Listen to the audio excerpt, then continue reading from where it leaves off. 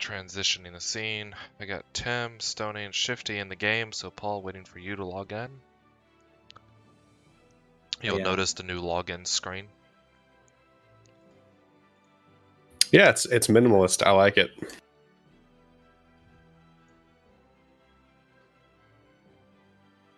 I didn't log in yet. I was just on the page.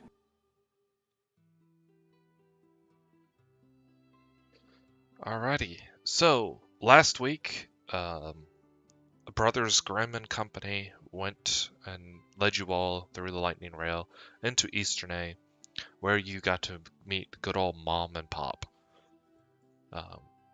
The city being as impressive as it is, the party decided not to stick around for too long and rather continue their adventure into Autun to make a delivery.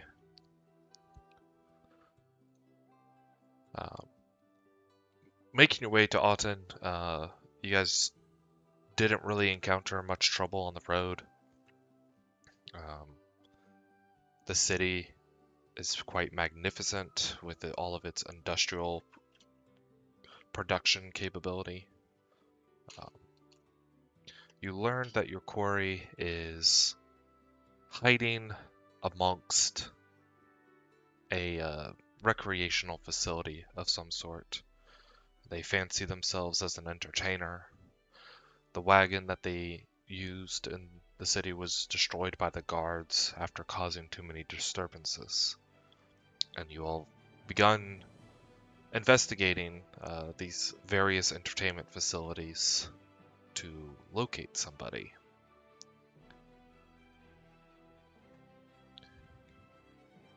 And we ended last session with you each investigating one of the facilities, though nothing seemed to be amiss.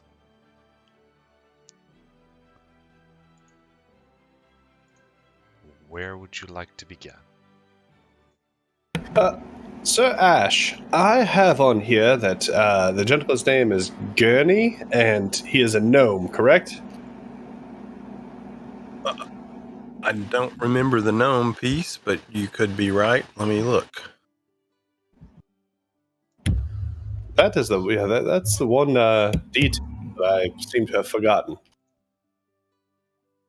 No, he's a human, I believe. Oh, well, then let me just scratch that off right there. Perfect. And Bob's your uncle. He used to be a bookkeeper for a big bank. Oh, okay. Lazy right eye with a scar near the eye, correct? Right, and a tattoo of 3 dice on the palm of his left hand. Oh, 3 dice, right. Very good. And well, I found nothing. Let me see here. Let me just post this over here, I guess. Those are the notes I took for the different ones and who did them. Great note taking.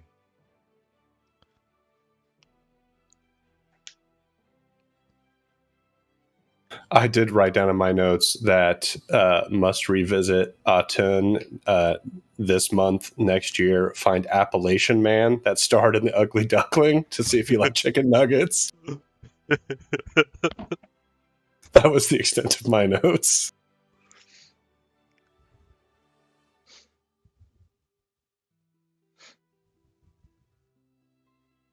Well, I'm thinking we need to start maybe with I mean, Vicus, couldn't you have some nobility about you? You think you could get your way in to talk to whatever low-level or mid-level noble is in charge of the guards and see if he can, without incriminating his men, tell us anything about what they did after they fucked up his wagon? Because that seems to have been when he disappeared.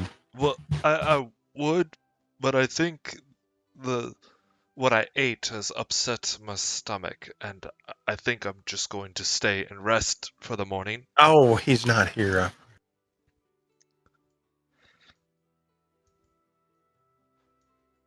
Since you all don't plan to make the delivery and by yourselves, I assume you would come and get me when you're ready. Callan, how about you? You got a title. Oh, yes, of course. I'd be more than happy to speak to the captain of the guard for. Did anyone get a date or a time at which the wagon was busted up? I heard the same thing, but I am not sure where or when it was done. Right, but it was definitely, I mean, everybody says it was the guard, so I think the straight way to, I mean, I assume, and correct me if I'm wrong, but the way the hierarchy works, there's probably a captain of the guard, of course, but he probably reports to some noble, like I don't know what the title would be. Is that how it works?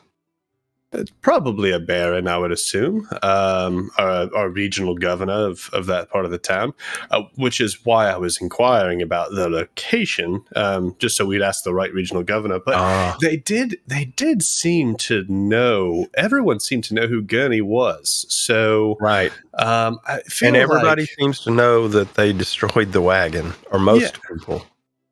And I don't know that they would be. I don't know that they're very remiss about it. It seems like they were very public about destroying the wagon. So the gods may or may not boast about it, honestly. So, yeah, no, I'll. I mean, you have better way with people than I do. So, whatever approach you think is best. Well, yeah, no, I think at this point, given what we know and what we've been told, just asking them sounds rather keen. Idea. What if we maybe use the gods to help us find him, find a way to convince them to basically do all the heavy lifting for us? How do you mean, Sir Ed? I may know a magical way to suggest such a thing. Oh, well, that is. Should I ask them first and then resort to more magical means, or did you just want to give that a go right off the bat? I could go with you, and if it looks like it goes sour, I can just say, hey, Luke, we were not straightforward, but it seems like you don't want him here, and we want to recruit him for our troop. Pose as interested people. Wanting to hire him and take him afar. That might be problematic down the road, though. It might raise questions once my package is delivered, as they say. Well, we won't. It would leave the guards knowing who was looking for him. Yes, what I mean? That's true. But, I mean, he's obviously not really wanted here. So I think. No, Oh, no, there's a reward out for him. I'm sure everybody in the chain knows that we're not the first to come here looking for him. So people definitely know that somebody's looking for him. Very good. Well, no, I do, but I do enjoy the idea of kind of recruiting the guards without their knowing and having them help us look. So, but we'll let's feel out how they feel about this Gurney gentleman and kind of play it by ear once we know if they would really miss him being delivered. I don't. Getting a delivery, air quotes. I mean, we could also disguise who we are if being identified is a concern. But what if we're going to attempt to for you, that would definitely work. But if we're going to attempt to use my nobility in any fashion, I kind of have to show up as myself. Well, we can always leave and come back. That is, uh, Sir Ed, your wisdom is profound. All right, so let's. I'll Sir Ed, if you would accompany me. Sir Frost, you're more than welcome. Vicus, get some rest. I know your tum tum is feeling rather peckish today. And Sir Ash, if you just want to kind of follow behind, keep your distance. Okay. Let's go find some gods. Walking outside into the streets, the sound of factories and various facilities starting up, grinding metal, and other odd sounds are obviously present as the city streets fill more and more with bustling people, wagons, carts, warforged. Finding a guard is not very hard. They seem to be stationed out around different intersections where roads and other pathways meet, talking amongst themselves, some of them walking around. They seem to be well armed and armored for their position, mostly wearing either scale mail or plate mail with some form of spear or other ranged weaponry. Do any of the stormtroopers have like the leather, sachet around the shoulder denoting their captainry? Go ahead and make a perception check.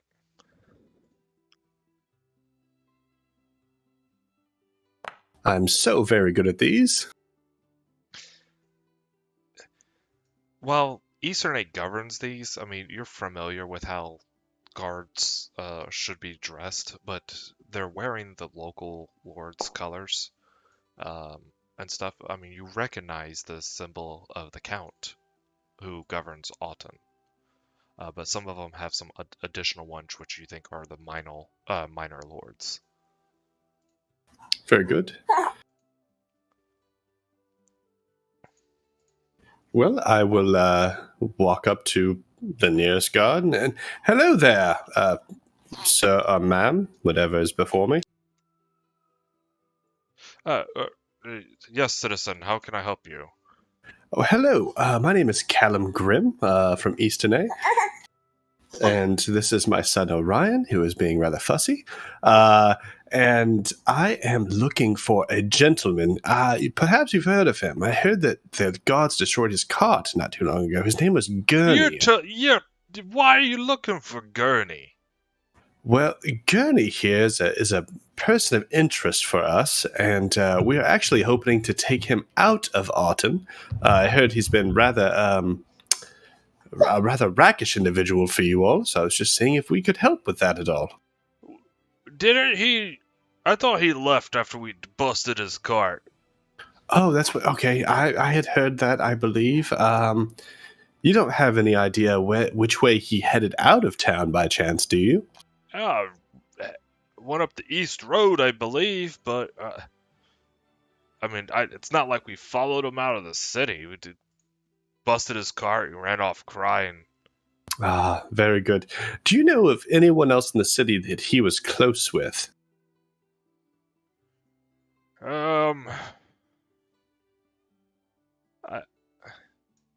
I wouldn't say they were close, but some members of one of the local gangs, some rascals, they took a fonding to him. It's kind of why we ran him out. We didn't like them grouping up in such public places. They weren't. Oh. They're not afraid of showing their colors, so to say. Oh, what is their colors? Mostly dark attire. They hide their faces and such, but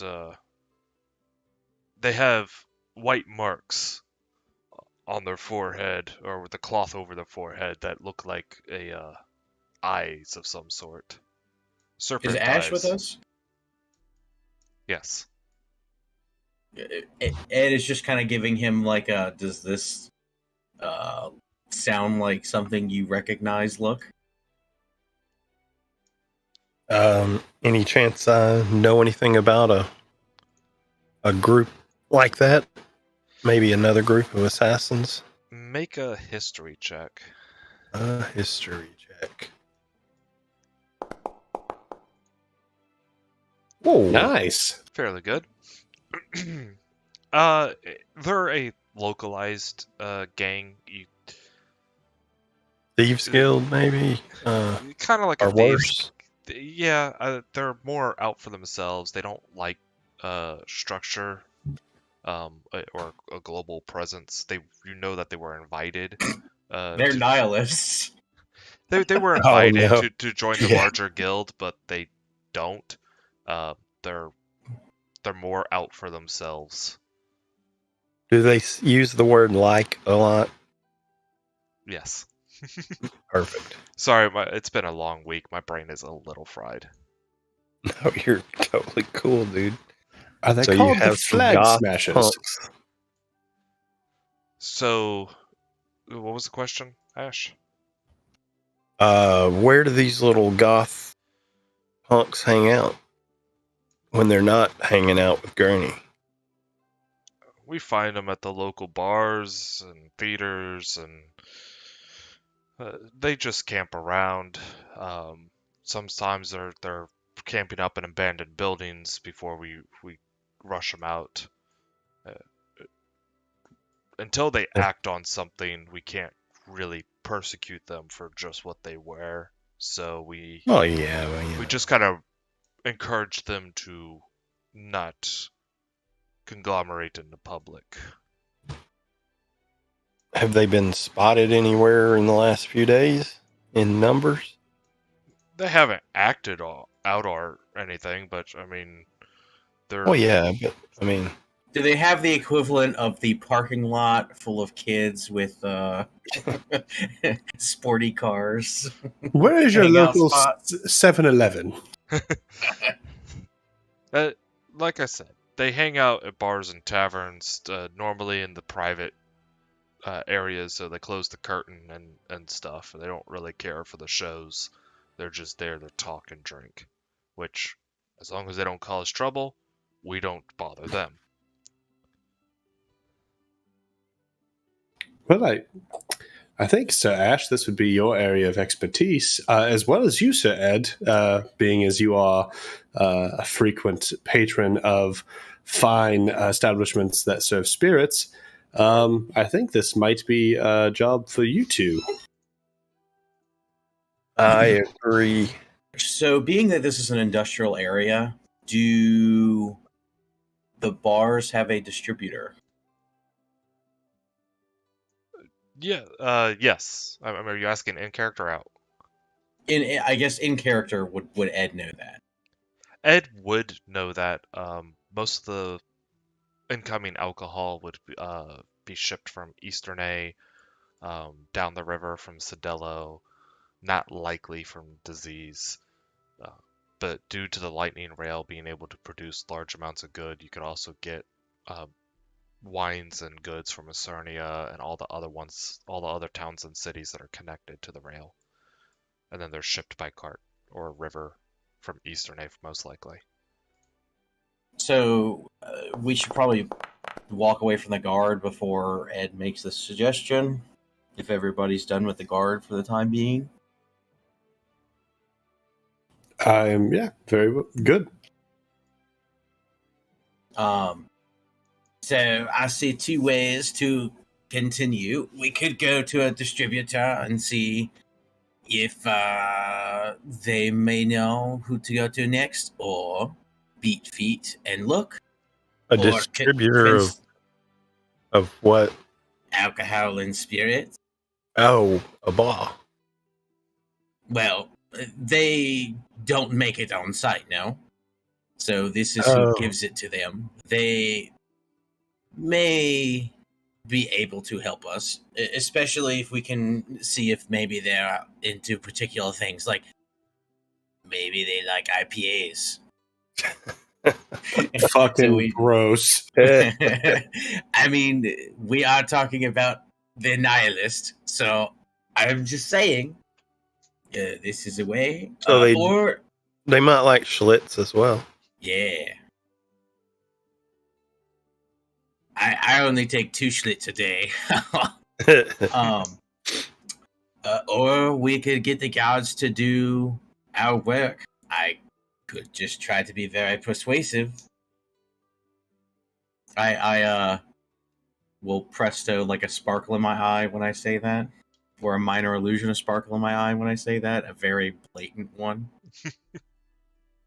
Comic book ting. Yeah. Well, I do like the idea of speaking to a alcohol distributor or a distribution center of some sort, because they would I know agree. most. They would know most of the tavern owners, and I'm sure they talk. So they would be like, "Well, yes, these white cloth motherfuckers are in our bar all the time," and so on and so forth. So it might be good. Being that the gang colors are white, I would assume they're in some sort of martini bar somewhere that plays a lot of jazz piano, but Well, 'tis jazz. it is a horrible off-rhythm music. Tim, you might have misheard me. They wear dark-colored clothing with marks on their forehead in the shape of eyes. White marks. Oh, never mind. They really are into things called Atreyu and Seosin. But they're not seen as violent. That was the big takeaway. Like, they're not seen as a nuisance. They just don't. They are, but... So the takeaway from that should be that the guards don't actively hunt them down because it would just cause a lot more violence and death, and they just go after the ones that actually create trouble that they catch stealing or killing or anything like that. There's no active pursuit to get rid of them altogether. The only other thing that I wrote down that the god said, or I should say took note, is they said he left east. Could he have gone to disease? I mean, no, he's got it. possible. The tracking magic says he's still in the city. Oh, right, you did tell us that, yes. But is that like a article of clothing, or is it actually his person? It's probably they have samples of him, probably blood or tissue, that helps them scry on him, and it can't pinpoint where he's at in the city, but they say he's here.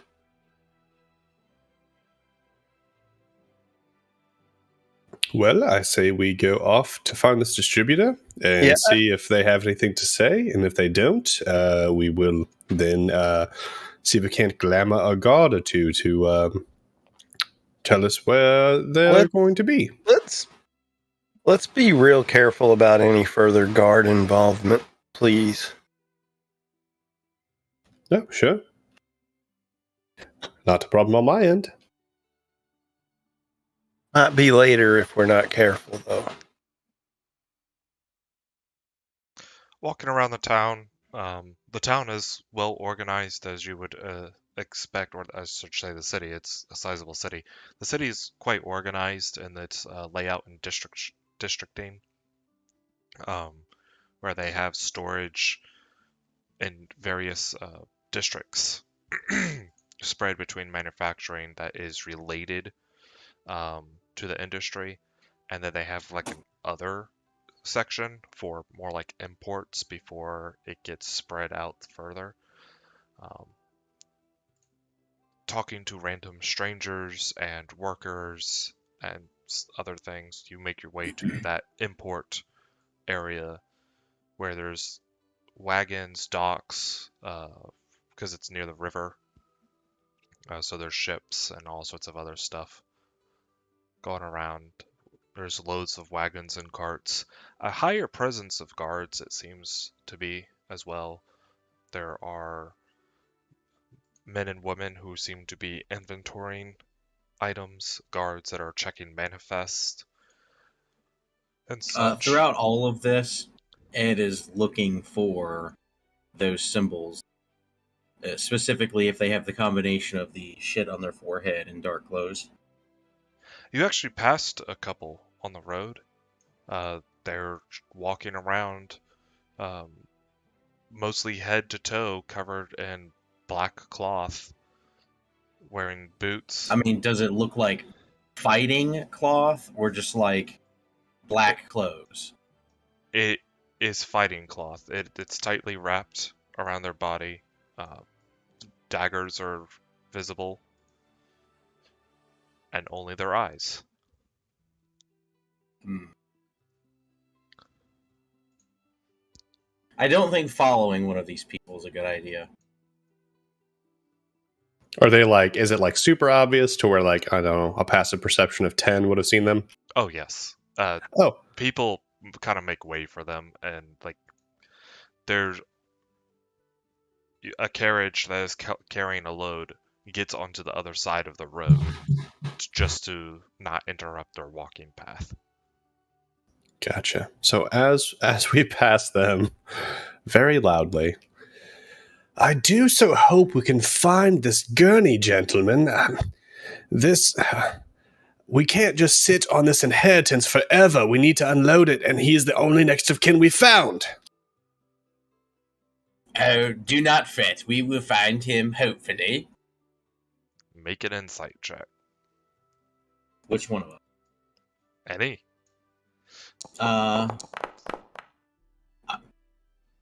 Can I still do it or no? Yes. All right, I rolled an 18, and I get +5, and +2. You rolled your Yeah, that's one of my portents for the day. one of them very subtly turned his head as to pick up more of what Callum was saying before correcting, but their path did not, nor their stride, deviate. So they definitely heard that and reacted to it. What that reaction means is up to you. Do you guys just want to continue to the distributor? Yeah, that's fine.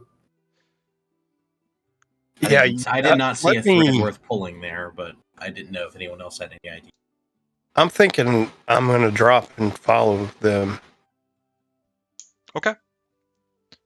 and y'all go to the distributor, and we'll meet back at the bar. And While Like- we're out doing this, is there a way that we would see anyone that might be selling sending stones? Because with all the spy stuff, I'd really like a convenient walkie-talkie. You obviously can see people using the equivalent of sending stones. Because we have verbally Is this express. the world that has the? Oh no, that's another one. Never mind. I was thinking of the origami sending stone things. That's totally different world. Never mind. Now that there are people using sending stones, mostly when a shipment has gone wrong and they're verbally yelling into the stone like they would be yelling into somebody's face. Press 2 for agent. Yes. that would be handy. Maybe once I deliver this package and get paid, I'll buy one or two. Yeah, I mean, my purse is a little light. I might be having one in the party. But yeah, I'm going to drop and duck into an alley and try not to be seen. And then I'm going to use my disguise kit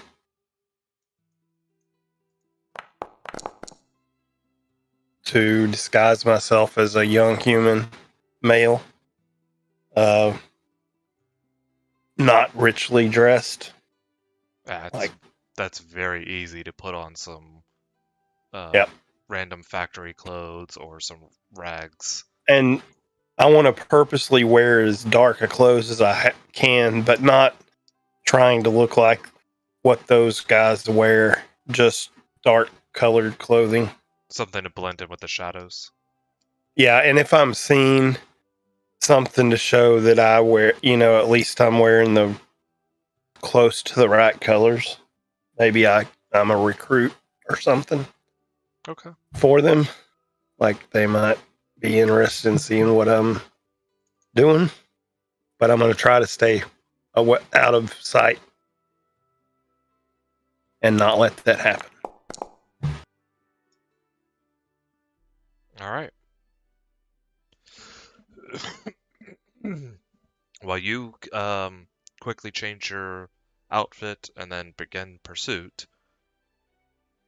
the rest of you easily find the warehouse containing probably all of the booze that has yet to be distributed. Is actually under pretty heavy guard. You walk up and approach. Between the various guards standing around, there's also lots of carriages that are being unloaded, the clinking of bottles, a bunch of hay that has felled out that is used to kind of prevent them from breaking, barrels being rolled around, and it obviously smells of booze, which is probably how you found it. Do we see anyone that looks like they might be someone that actually makes these deliveries to all of the bars? Because usually you have like 2 or 3 guys just like bringing all of the stuff A to B. There's quite a few people moving the stuff, but there seems to be only really one person directing it. They're wearing a dark blue robe outfit. They seem to have some sort of insignia pinned onto their chest, funny little hat on them. They're human, or at least appear to be human, and they have scrolls and a tome carried underneath one of their arms, and a little bell hanging off of their waist strap. If you guys look at the chat, if the next time we wear disguises, that might be what I look like, just for fun. Wooly Willy. Make sure you pay attention to the staff. I was about to say the staff has it too. That is very creepy.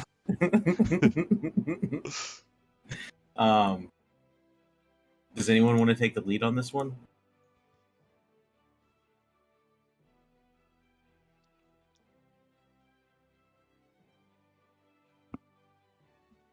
I'm not 100% sure how I'd want to RP this. That's why I'm leaving it open for anyone you want to. Ah, Sir Ed, your people. Go talk to them. Oh. I'm trying to think of a way to do this. Get the barrels over there. Make sure you put them on the lower shelves, not the top shelves this time. The wine bottles need to go in section 8. The ales, section 12. This guy looks really busy. Are we sure we want to talk to him? Oh, sir, hello. Yes. Are you supposed to be here? Yes, I'm actually exactly where I want to be, and you look like you are as well. Excellent. Quick question for you. Looking for a local gang, and I heard they hang out in bars, and I think that you know all the bars in town because you look like a very smart individual. So, yes, black clo with the eyes on the forehead. Yes, the visionaries. What do you want with them? Oh, the visionaries. Yes. Okay. There we have a name. We are looking for a gentleman that was previously in their employ, and we are hoping to find them so that we could find him. You're just looking to get killed then? I assume so, but I will tell you that this dragon fellow back here that's, huffing frost from his nostrils, that's Sir Frost. I've seen him cleave sticks on the ground. Any sticks on the ground? Yes. There's twigs and stuff from broken carriages. Okay, perfect. Twig. I'm gonna freeze the water in it and crush it. See, that is my protection. Very, very protective man there. So, I'm not really worried about them killing me, though they could try, but I would like to find them. Do you know where they may be hanging out here recently? I don't know, and I'm quite busy, as he just kind of steps back and continues directing. Can I gauge his clothing? Like, how nice is it? It has some holes and some tears, but otherwise pretty kept, maybe a little faded. Is he looking Go ahead. Is he looking away from me? A little bit. He looked at you when you crushed a twig, and he put a confused look on his face, like, that's okay. And then How Callum, far away from me is he? he's approaching about 5 feet now as he's backed up. He hasn't completely turned his back to you all, but he's kind of paid more attention to an oncoming cart that you can hear more bottles rattling inside. I'm gonna wait a minute until he seems distracted and work my way behind him.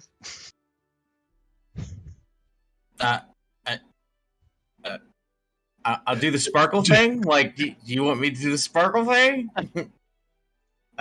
Make a stealth check.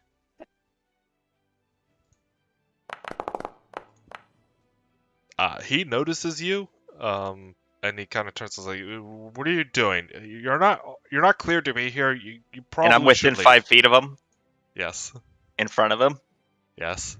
I'm gonna reach out, grab the front of his shirt, and pick him up. Guards! Guards! He is. And you hear clanking metal from behind as what. I start patting at the dude's robes, just like, let's fix him up here, Sir Frost. Yes, it's looking rather drab. And I'm going to hand him 2 gold pieces. Sorry, no. Cease and desist. Drop the man. Absolutely. Sir Frost, please put the man down. Put him back down. He was just looking a bit rakish, you see. We were just trying to sully up his clothes a little bit. He looks much better now. I've already handed him the gold. So sorry about that, sir. So sorry. Are the guards already here? Make a persuasion check, Callum. Oh, great. I'm really good at those. The guards are here, and you're surrounded by pikes. This doesn't go well. I got pocket sand, guys. It's okay. At advantage, you gave gold. Why not?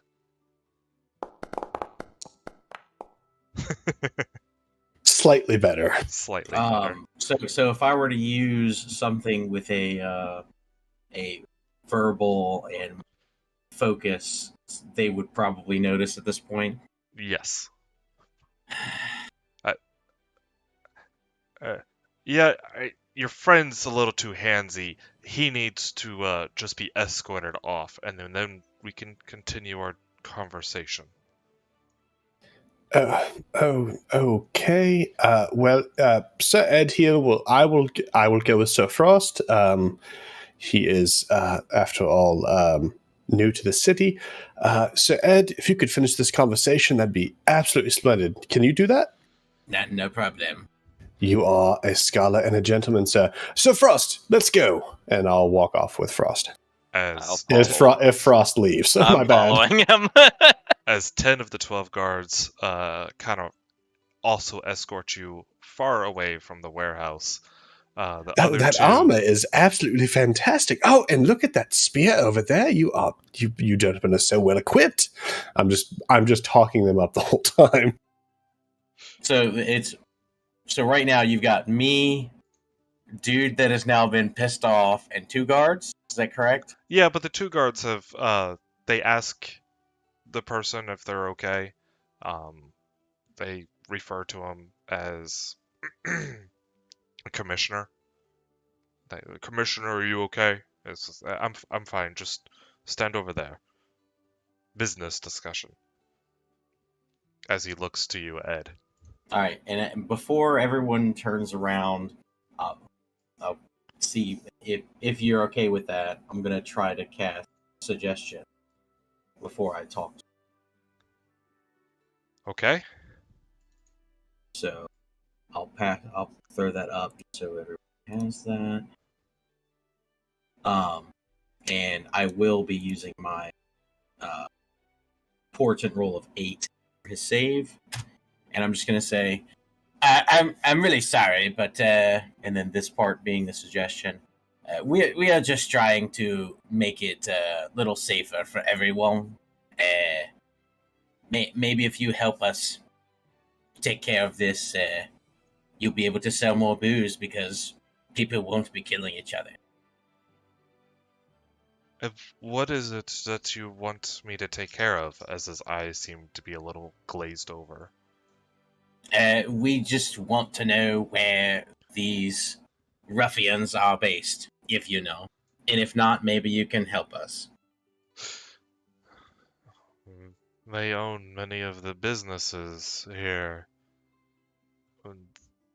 Could you write them down here? And I hand him a piece of paper and a quill.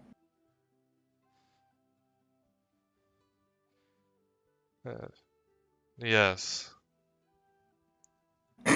He starts writing down an okay number of businesses. Seems to be about 6 in total.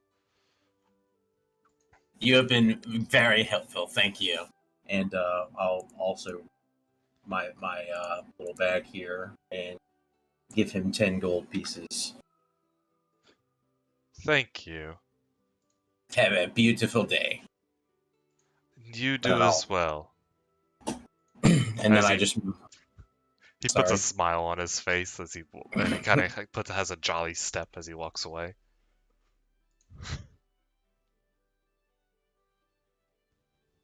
All right, I have a list of businesses that they own. Great job roughing them up, Frost. Sir Frost, you're so strong. I didn't know that you could lift a man like that. The calisthenics alone, just the leverage you had to. That was impressive. I assumed that you were implying for a little strong arm. Oh no, I was going to pay him to tell us, but no, that's fine too. I just paid him not to send us to prison. That's honestly, it's a win-win either way. I had a way out. Yes, well, you were the only one that did.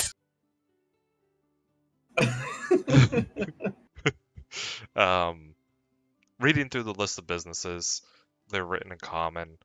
Most of them are boring. One is a textiles company. There's 2 that are regarding mercantile and trading, transportation. There's one that sticks out.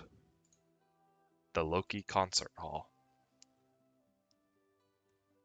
This is where our man is. Well, I guess we'll go to the bar and wait for Sir Ash to return from his reconnaissance mission. I might suggest that if you don't have a disguise kit, we maybe have a way to do that. No, we may have been made from our little gathering earlier. Oh, that's true. That's true. I do not, but I do. I can go buy some clothes. Well, how do you disguise yourself, Sir Ed? As you guys have this conversation, walking away from the warehouse while the guards continue to look upon you, mostly looking towards Frost, Ash, you follow the dark-robed individuals, and they walk into what appears to be a newly constructed tavern that is hidden away down through a back alley. Does it have a name or a sign or anything? It actually has the symbol of Loki above it, The symbol of Loki. as well as a bardic instrument. I will hang back where I can see the door. As they walk through the front door, you notice 2 other dark-clothed individuals, one appearing to wear some armor over his robes. They greet each other and continue walking through the main hall, and the doors close. Okay. I am going to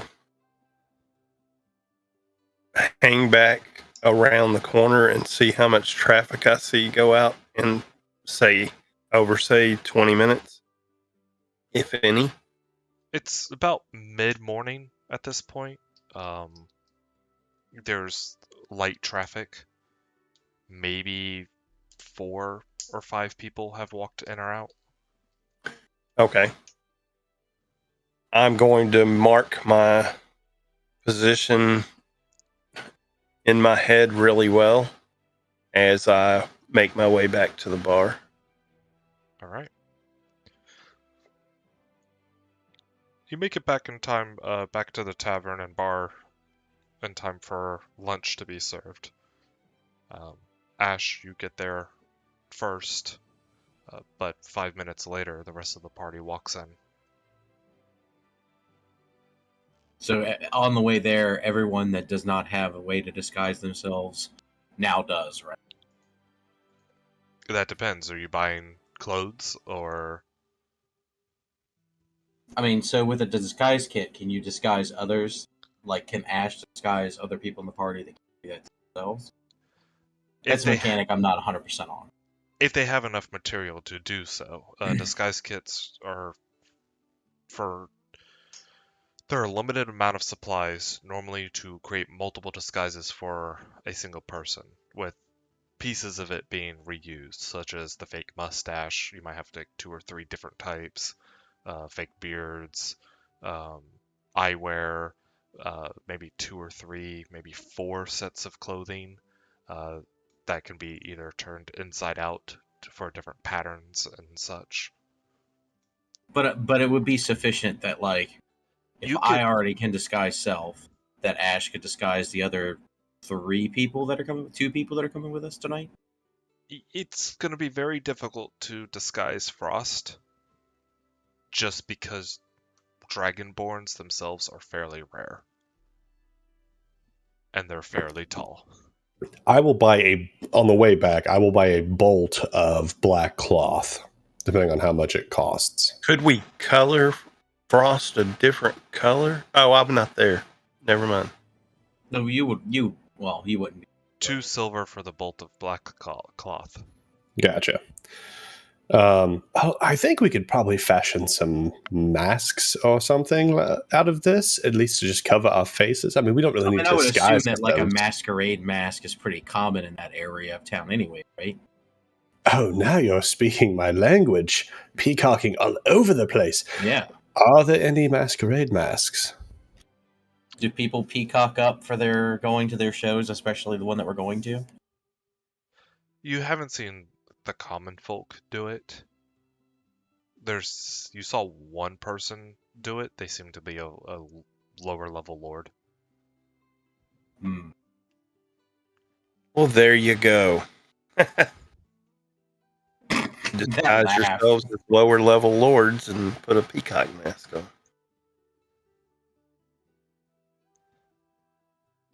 I'm reading a spell real quick. 1 second.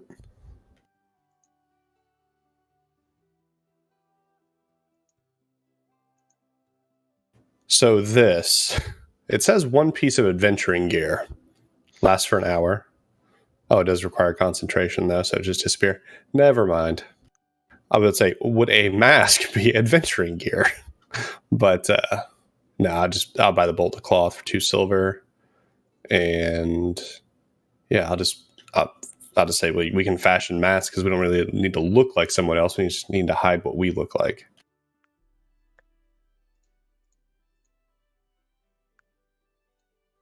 There is no reason. One of us has message. There is no reason that Frost cannot be nearby.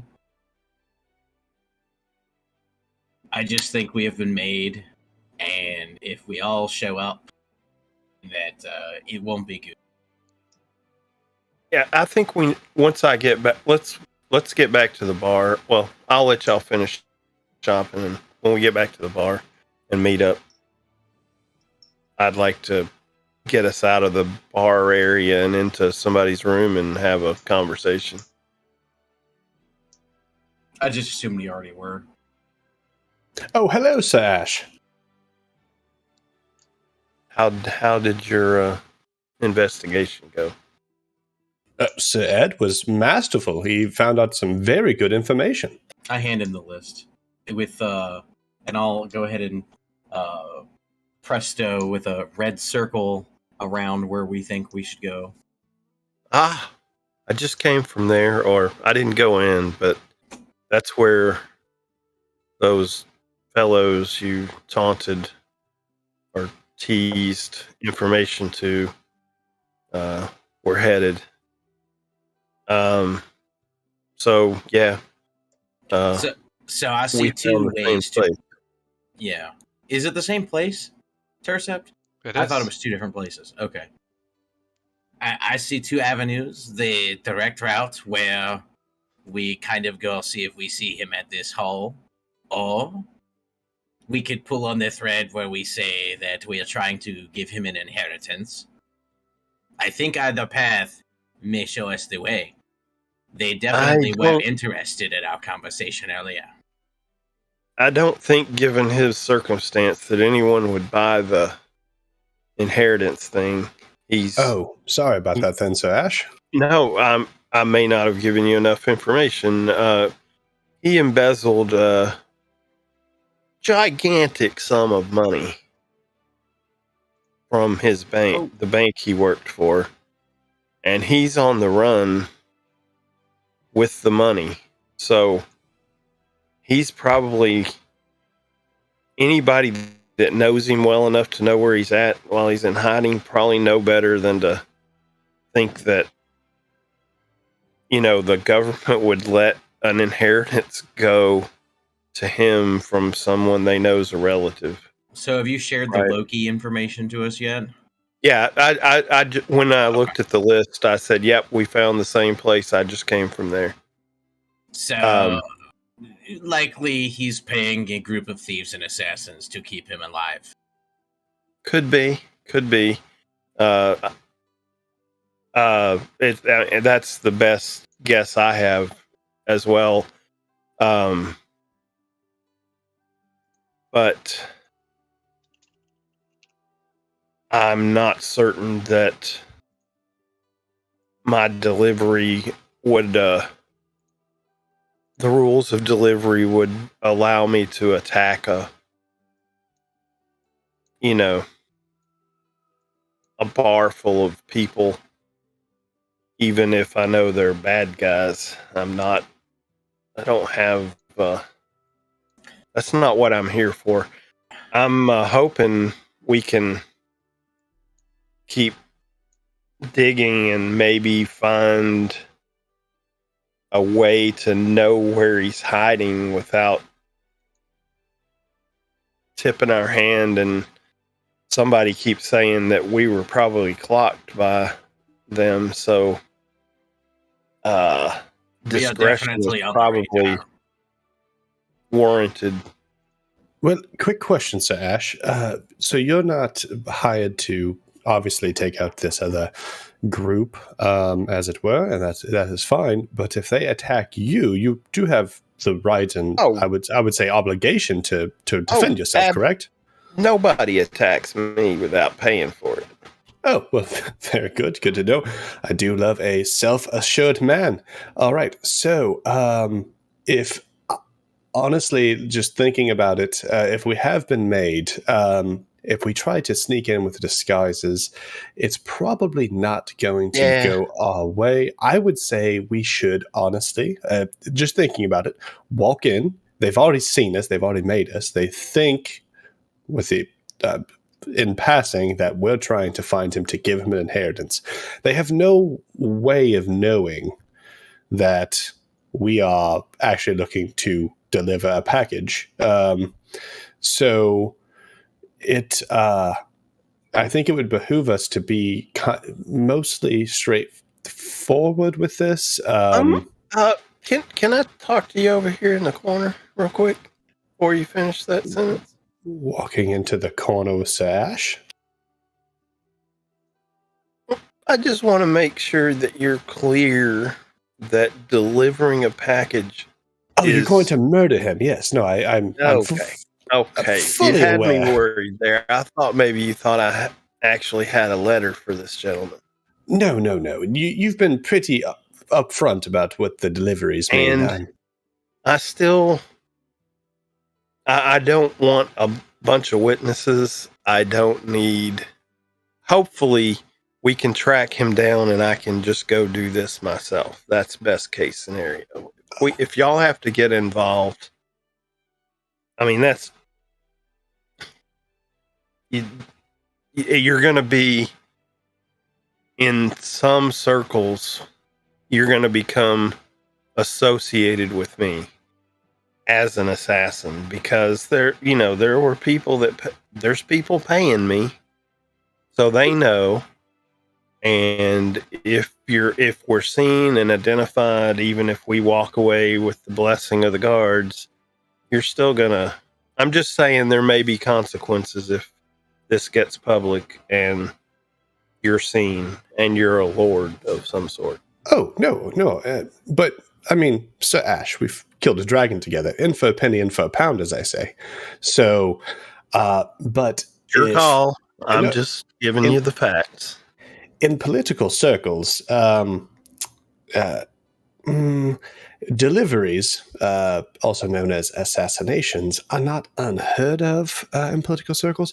But also, I've already thought of a spin for it, since we are ridding a town that is beholden to Easternay of a rather rackish, and I've used that word a lot tonight, rackish. I don't know why. That was above table.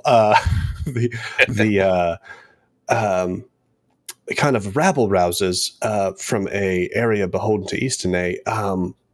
That is a hero's tale in history books. So I am in no way, shape. I mean, honestly, thankfully, Vicus is sick because he would have much to say about this. But there's a way to spin it for anything. That's just how it what works. You're saying right now is we're going to go in there just barefaced and we're going to fuck these people up for the good of the town. And then that'll give me access to whatever room this guy's hiding in, and I'll get what I came. Is that what we're working toward in really simple terms? No. I was saying we should go in and just say we are looking for this Sir Gurney because they have no reason to think that we're not looking for him. And then they attack us and we kill them all, right? Well, they don't have to. See, that's the thing with conversations. They don't always have to go sour. So we could just say we're looking for him. They could then tell us where to either find him, or if he is holed up there and he is paying them a large sum of money, we could, play that by ear. But honestly, there's no reason that they couldn't just be like, hey, that he's here, you need to talk to him, and then we go in. How, so since I've not actually seen you perform a delivery, what is it your bow that is your preferred delivery method, or do you have like poisons at your disposal? Yes. Oh, okay. Yes. I do so enjoy that answer. Okay. Well, and then if you look over there, I wouldn't usually share this detail with anyone outside of my target, but the bank owners, after they gave me the contract, discovered that the amount stolen was much bigger than they originally thought.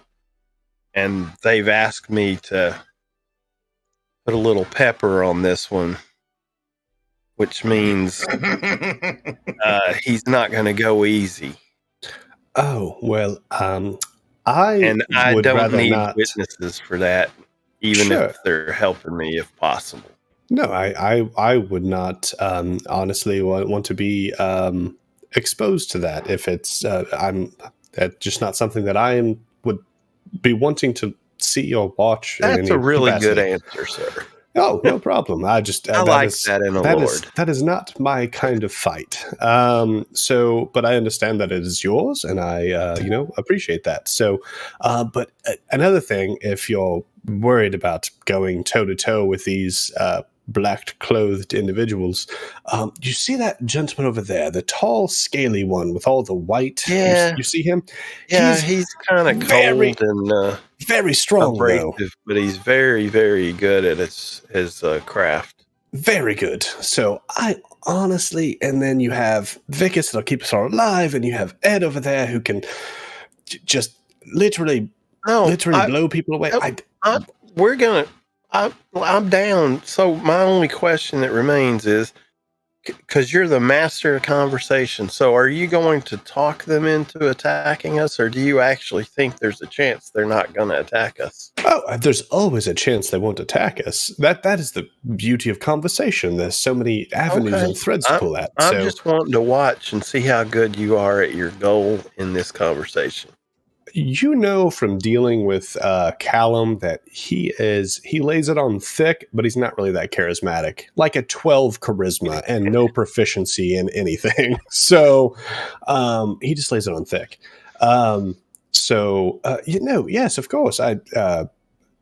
We'll talk to them and we'll see what they want to do, and we'll go from there. But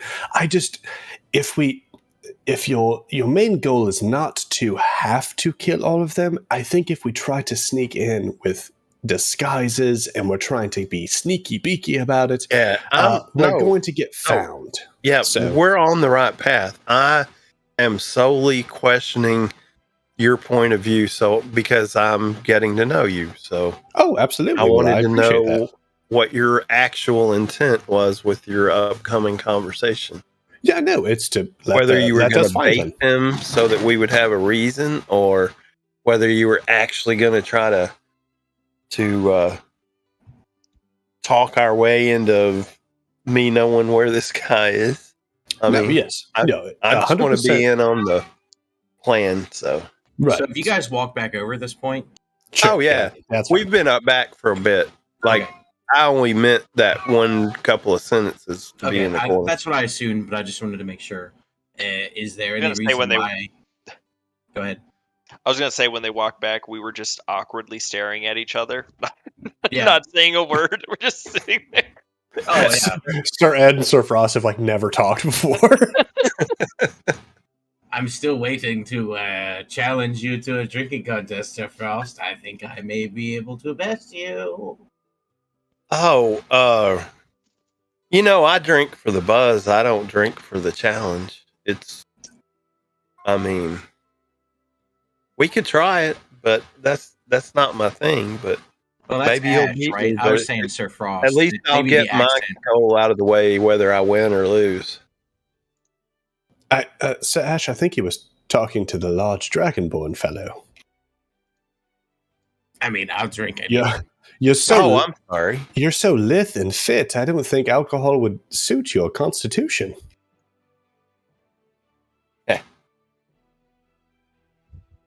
Look at Ed. And past that awkward flirting stage that we just went through. So, yes, of course. Okay. So, Sir Ed, Sir Frost, here is my idea. The third time? Yeah. What's up? Shifty? Put it! You're cutting in and out, man. What'd you say? I yelled, out with it. Oh, sorry. Okay. So my idea is that we would go in, not disguising ourselves, because, again, they've made us. And I think if we disguise ourselves, we are just asking for a fight at that point. And we just ask them to basically give us this gurney fellow. And then we see where that conversation leads. I think if we disguise ourselves and we try to sneak into an area that is known to be perused and owned by thieves, people who are legitimately professional sneakers, Nikes, you would call them, they would probably find us and immediately attack us. At least if we go in with a conversation in mind, we can set ourselves up, tactically for the greatest advantage if a fight were to break out. I just think that sneaking in is just not. I don't think in this instance it doesn't make much sense, given that these are literally professional thieves and assassins, or killers. So I think that would be, a 20% chance of success, where a conversation might be 50%. So, but this is not my ruling. This is just my idea. If anyone has better ideas, I'm all ears, and I will go with that. I like the idea. The only other suggestion that I can make, and I'm not dedicated to this plan, but since most of these Loki folks are walking in the open, maybe I just try to charm one into showing us directly where he is, no? Oh, yeah, that is an excellent plan. You should have led with that. Well, I thought about it, but you guys were over there, having your private conversation, and I didn't want to step on anyone's toes. Next time, step on my toe, the little one. But I would really like to do it tomorrow. I just want to make sure I sleep on it and kind of know all the outcomes. Wink, wink. What's the plan? Sorry, I was looking at something else. So Ed would glamour one of them into basically just taking us to wherever Gurney is. If they know. Or just telling us where Gurney is. Right. Okay.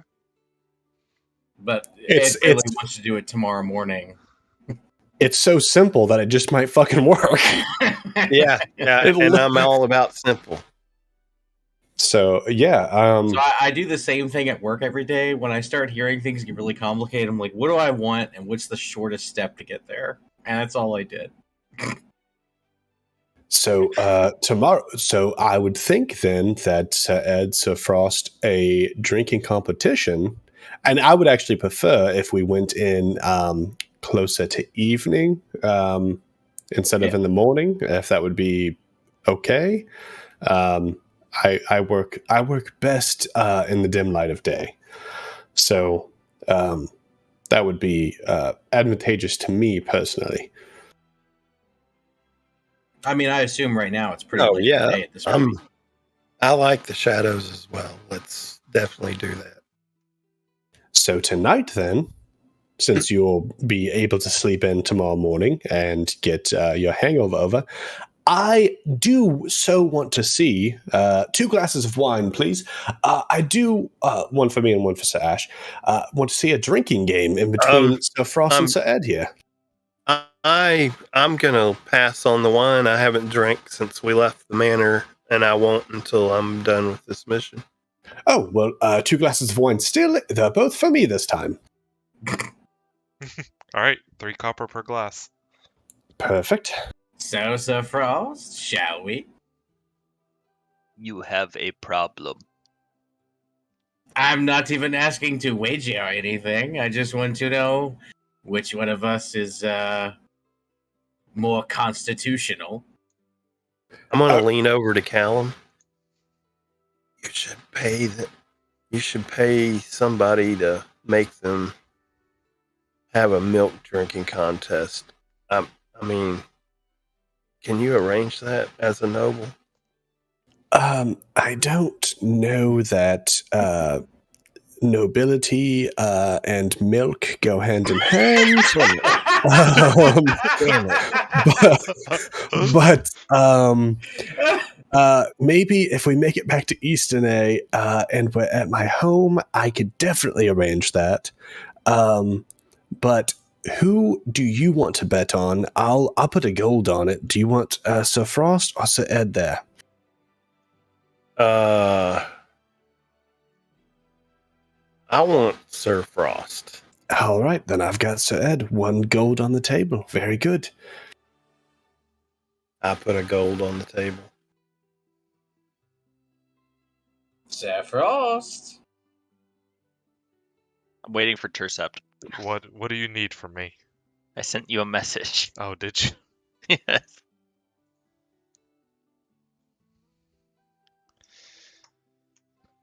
Do you take the drinker feat?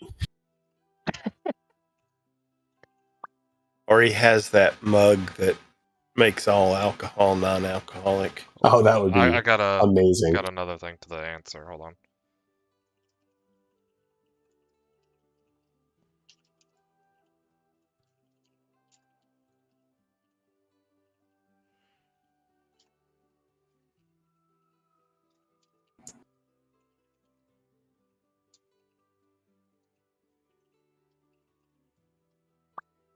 All right, here's my answer.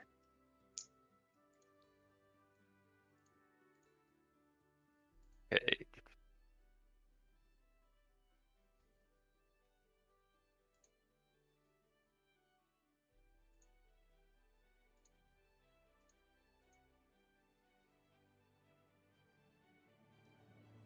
I won't do it. All right, never mind.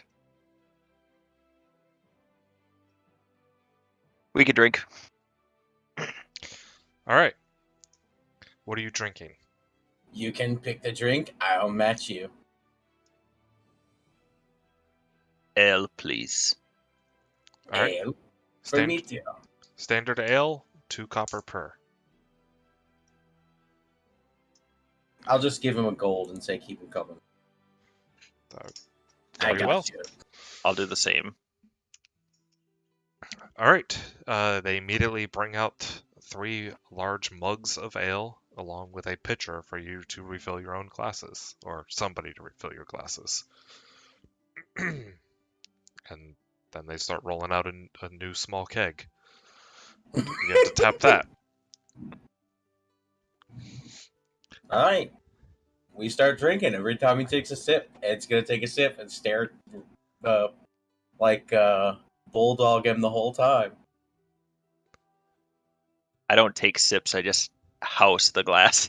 All right. House for house, then. All right. Like a toddler fighting Shaquille O'Neal. Yep. The first 2 glasses go down easy. The third glass is when it starts to hit.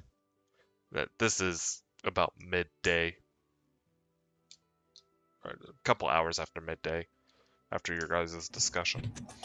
So you are now day drinkers. So the third drink goes down, and you begin to feel the effects of booze upon you. I honestly was expecting it to be a little stronger, no? Well, we're going to go ahead and move into the 4th class, where things are starting to really take effect, and I need Constitution saving throws.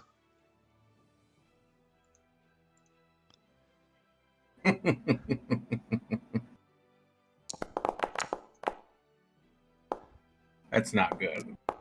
I'm gonna use lucky. Actually, you're fine. Okay. So you're So, fine for Tersa, now. What's the D4? what would I have to roll to try to perceive whether or not one of them was handling the alcohol better than the other one? Insight. Okay. Wow. Rude. Okay. I mean, let's be honest. This is a roll off. We know where this is going. Yeah, but we got bets going on over here. Ed seems to be a little bit more loose in his stool. But my stool is not loose, Correct. if you know what I mean. Not yet. Will be tomorrow. I'm gonna pull another gold out of my pouch and set it on top of my first one and raise my eyebrows a couple of times at Callum.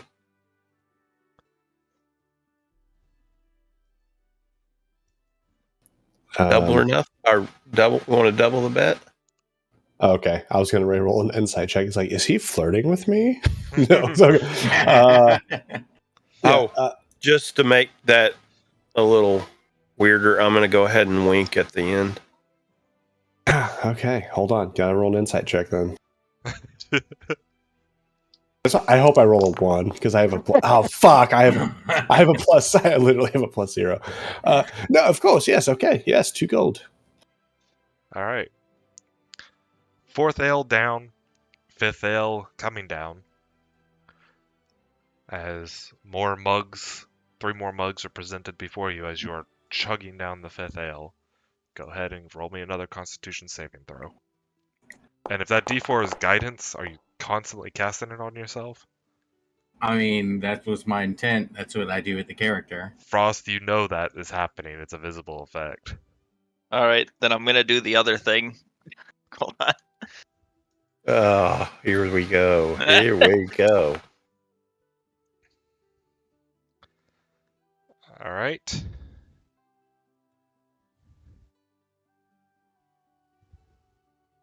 You're doing what what you messaged me? I'm typing it out right now. Okay. I assume I'm losing my spell focus right now, out of character.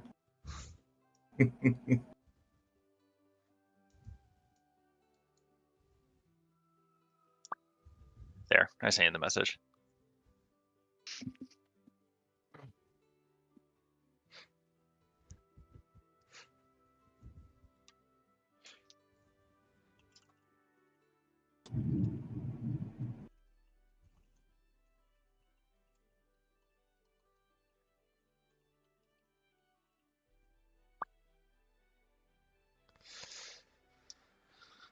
Okay. Still need a Constitution saving throw from you, Shifty. Okay.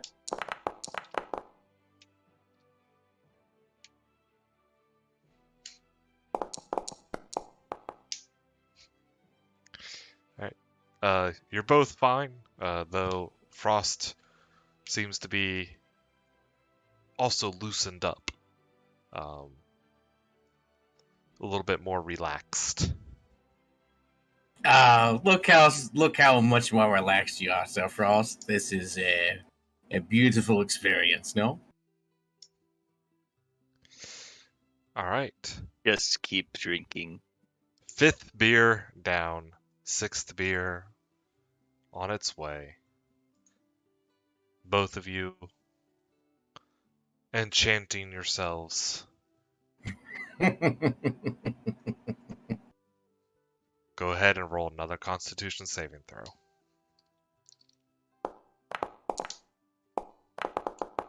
No way.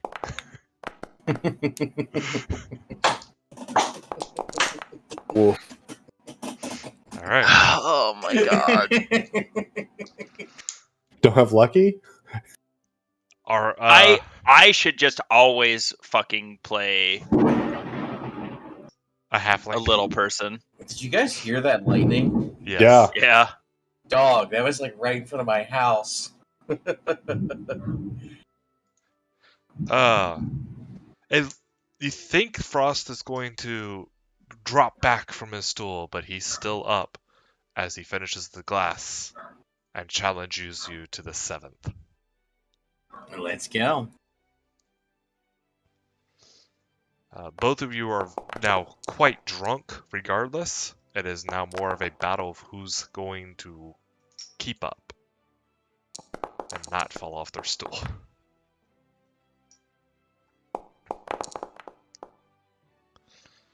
And both of you continuing to succeed, very much slurring your challenges at each other. Going on to the 8th. Frost, we gonna do another one? No?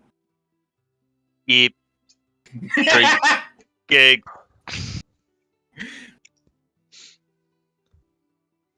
All right. Ready for another one? Yes, Yep. but before you can begin this other one, I need you both to make a spell check, just to cast the spell. So is that just a D20 or what? That is whatever your spell casting modifier is. You roll that skill. So if you're a intelligence-based caster, you'll roll an intelligence check. If you're wisdom, you'll roll wisdom. If you're charisma, Okay. you'll So roll just charisma. an ability check raw. Yes. Yep. Holy shit. Sir Ed, Wow. able to cast off his guidance. I think I'm wisdom based, right? For spellcasting? Charisma. Am I charisma based for spellcasting? Oh, Yeah. I couldn't remember. Oh, well, it's either intelligence or charisma based off whichever one where that spell came from. Oh, right. That's my bad. Yeah. I think that spell came from your warlock. Sorry, guys. So charisma would be it. Okay. You managed to get it out, but just Yeah. barely. Yeah. It's going to be more difficult as time goes on. All right. Go ahead. Drink 8. Constitution saving throw.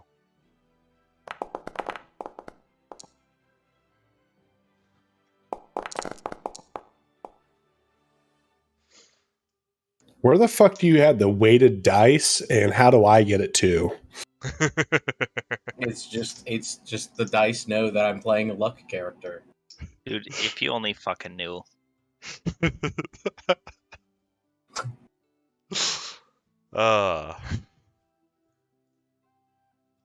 So, again, Frost wavers in his stool, but remains upright. Unclear on when he's going to fall. Give me another spell casting check. It's more difficult this time.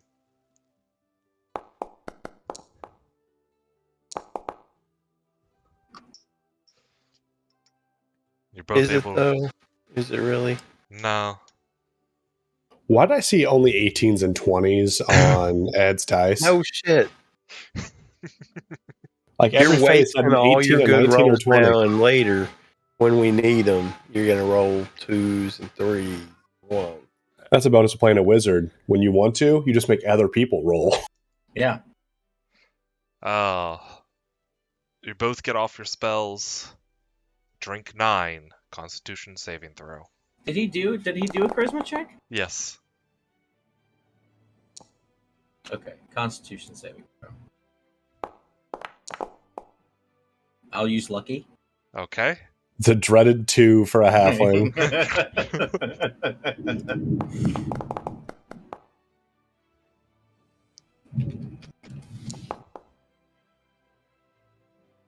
It's the last one. At this point, Callum and Ash are just like playing checkers in the corner because this has Yeah, gone on for no way doubt. too fucking This- long. Like, This is good. I'm spinning one of the coins just on the bar, like, oh my god, has anybody brought out the piss bucket yet? And with this, they both fall backwards off of their seat. Oh, damn. It was a tie. It was a tie. Dude, if you only fucking knew how absolutely horseshit my rolls were. I'll Callum, pick up my 2 coins and Hey, I'll take bounce mine. them in my hand a couple of times and pocket them. walking up to them, let me see. I think only Ash. Yeah, Ash, you walk up to them both, and you notice that it appears that about a quarter of every drink that Frost has drank has frozen liquid at the bottom of it. Oh, he cheated. So did fucking Ed. I'm not saying anything to anybody. That's your just passive perception is enough to notice it. That is all. I'm not gonna share. You would be shocked by how many ones I rolled, by the way. Yeah. I had I mean, I had Shifty rolling advantage, but the second roll was private to me. So, I mean, like, here's the thing. Out of character, or I guess even in character, I already knew Frost was going to do something too, so I just was being open about mine. I wasn't until you started. Oh, okay. I mean, I just figured since you, like, stole the glass and everything, I was like, oh, he's going to he's gonna do something, so I might as well. As much as I've had to goad Frost into this, because I feel like every barbarian type in my mind is always up for a challenge, and I was like, he's so reluctant. He's gonna do something to me. Both of you roll a d4.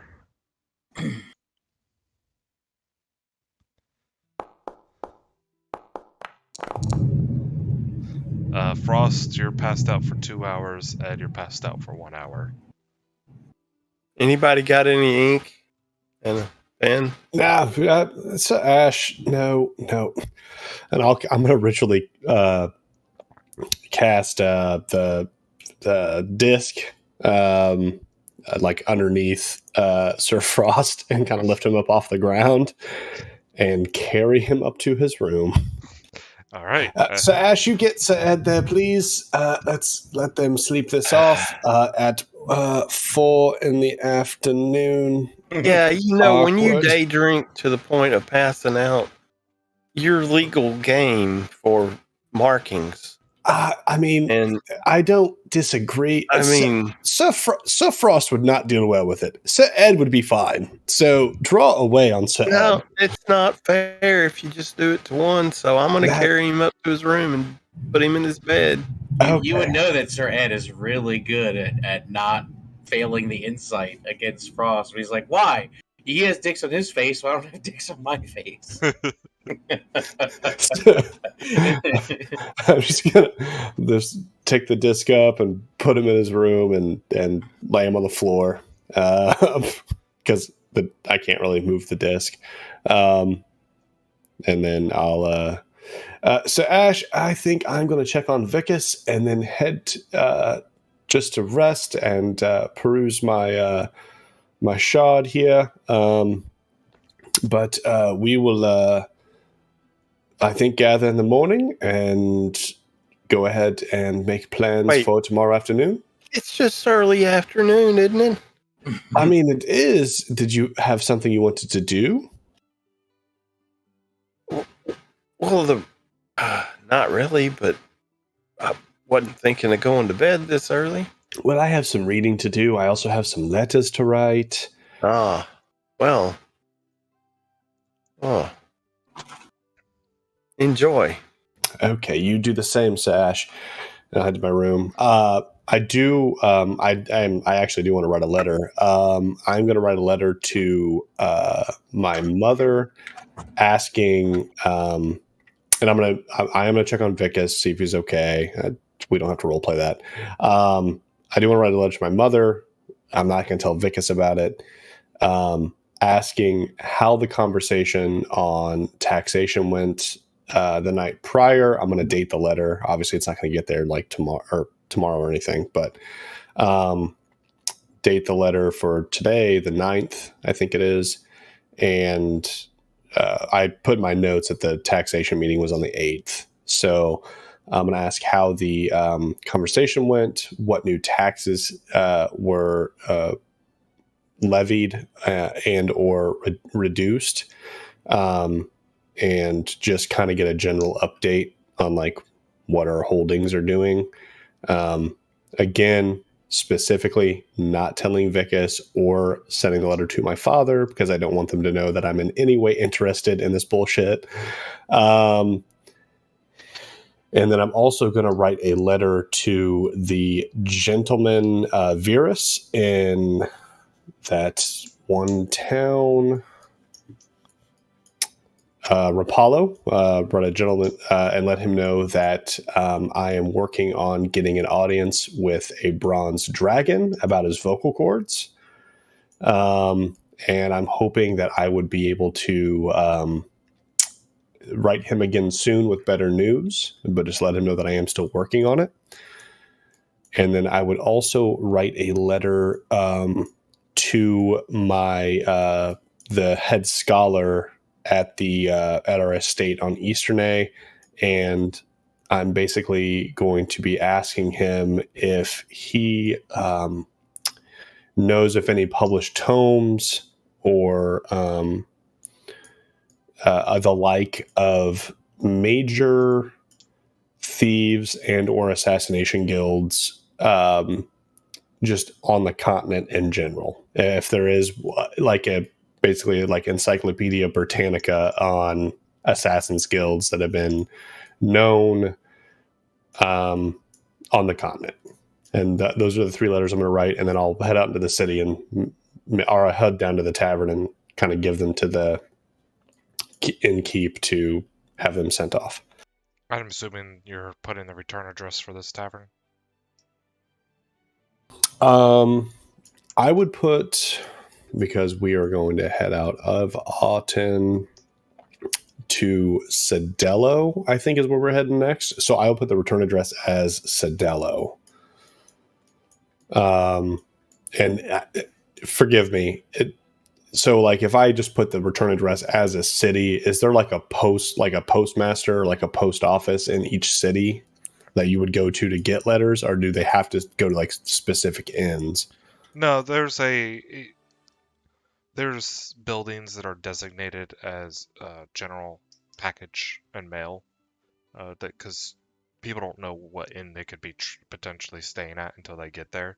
So it's a kind of a government service. It's taxed though, so you'll have to pay to retrieve any letters that are there for you. No, not a problem. Oh, yeah, so I'll put the return address as Cedello then. Okay. All right. After day drinking yourselves into a minute coma, a couple of hours later, you're both Judgy. still a little tipsy. Roll Constitution save at disadvantage to determine if you're hungover.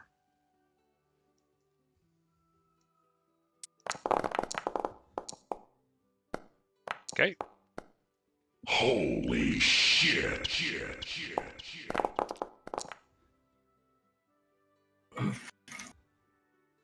Frost, roll a d4. You rolled at advantage. No, disadvantage. That No. says advantage. Well, it's still 19. Sorry, I thought it was shift. What do you do for disadvantage? Control. Yeah. Sorry, I didn't realize there was a difference. I just thought I rolled 2 dice. You're hungover for the next 4 hours. It's not super bad. It's a minor headache. But that's what you have. Shifty, every time you get upset with your rolls, just remember the one time that you woke up from unconsciousness and immediately rolled a natural 20 against a mummy. One time. But that was literally the coolest fucking thing ever. So just remember that you did that. One time. And it was heavily needed by the party. Yes, and it was like literally the most clutch moment I've ever seen in D&D. Besides the one time that Jen had disadvantage and she rolled 2 natural 20s. Yeah, that was gonna be a TPK if you did not get up. So, but as you progress into the later afternoon and early evening, is there anything you all would like to do other than write those letters? Oh, that's all I was doing.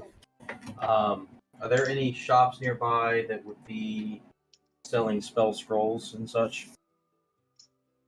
You did not notice anything while in the streets, any sort of arcane shops or labs or anything. Is this town anti-arcane? Is that the vibe that I get?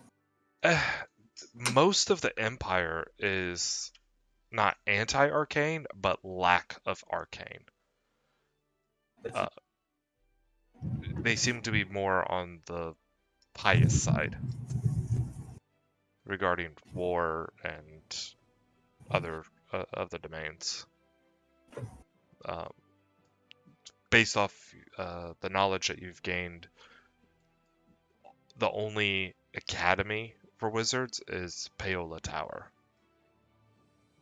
which is mostly headed by gnomes located there. Got it.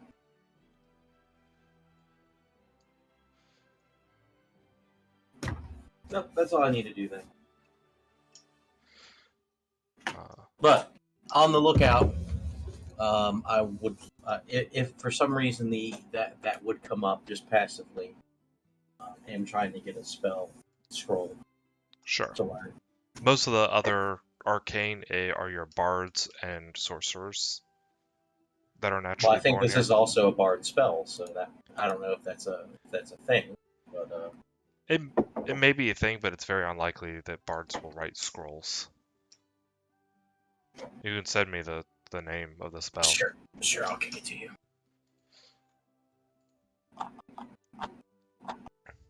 All right.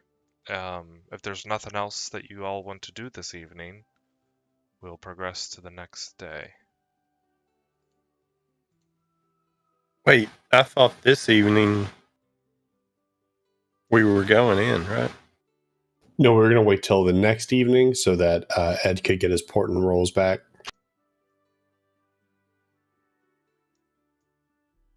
Okay. I thought we already waited a day. No, that was all Okay. the same day. Ah, We're all about that efficiency.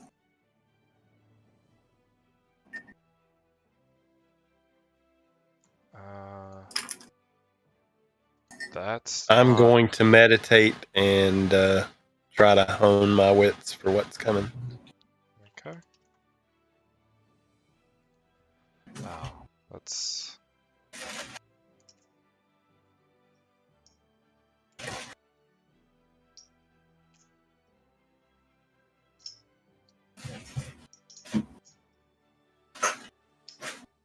Also, while I'm just meditating in my room, going through my gear and stuff, with the poison kit, do I have a recipe that would allow me to craft a paralytic poison if I had whatever the ingredients are? You are aware of the ingredients, and there are some that you can keep that are lesser. There are various weeds and other plants that you can find during your travels that can cause a reaction. And Well, I other want to herbs. specifically start looking for those as we travel then. Okay. But that's down the road. Could die today. Concentrate on today.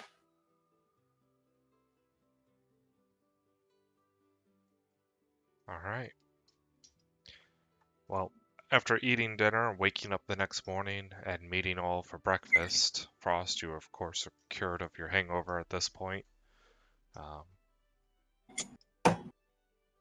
But I didn't see you after initially waking up, Saffrost. How are you feeling today?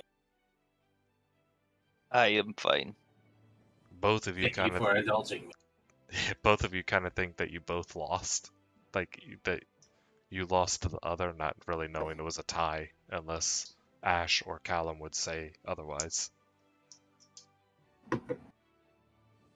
So I- which The one of only you is comment two I gold would have richer? made. Oh, go ahead. I would. Ed is just asking which one of you is 2 gold richer. Nope, we didn't. Well, you wouldn't know. But I'm just going to shrug and say that was exciting for the first 2 cups, and then it was incredibly boring. Y'all need to add something to that act I while think, you're yes, doing next- that, because it doesn't hold a crowd. Hard to. Next time, I think flaming shots are required. I think that'd Or be you more can exciting. fence while you're drinking. Oh, yeah, yes, I would love to see Sir Ed and Sir Frost fence. That would be absolutely wonderful. I mean, that would keep my attention, honestly. Like if they fenced, but when they had to drink, but they couldn't spill any while they were fencing as well. Yeah, Oh yeah. goodness, that'd be fantastic. Anytime Saffrost is down, I will be. I don't know that Sir Frost's giant hands could hold a saber. Well, I mean, let's use fence in a very loose manner. Blade on blade, whatever they're comfortable with. And I'll point towards the giant greatsword that Sir Frost has.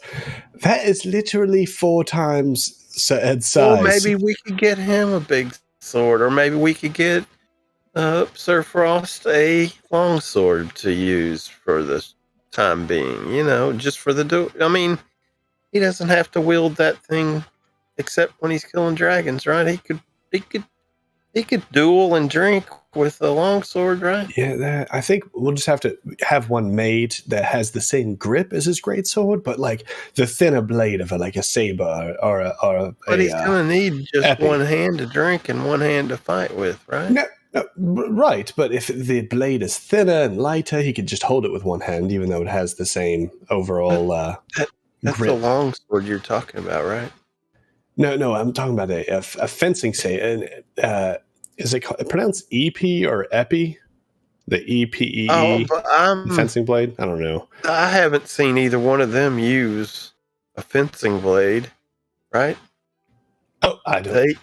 They both use martial blades. When I said fencing, I just meant crossing swords, whatever they want to do. So I was actually trained in fencing. It is a beautiful. Oh. It's a beautiful art form.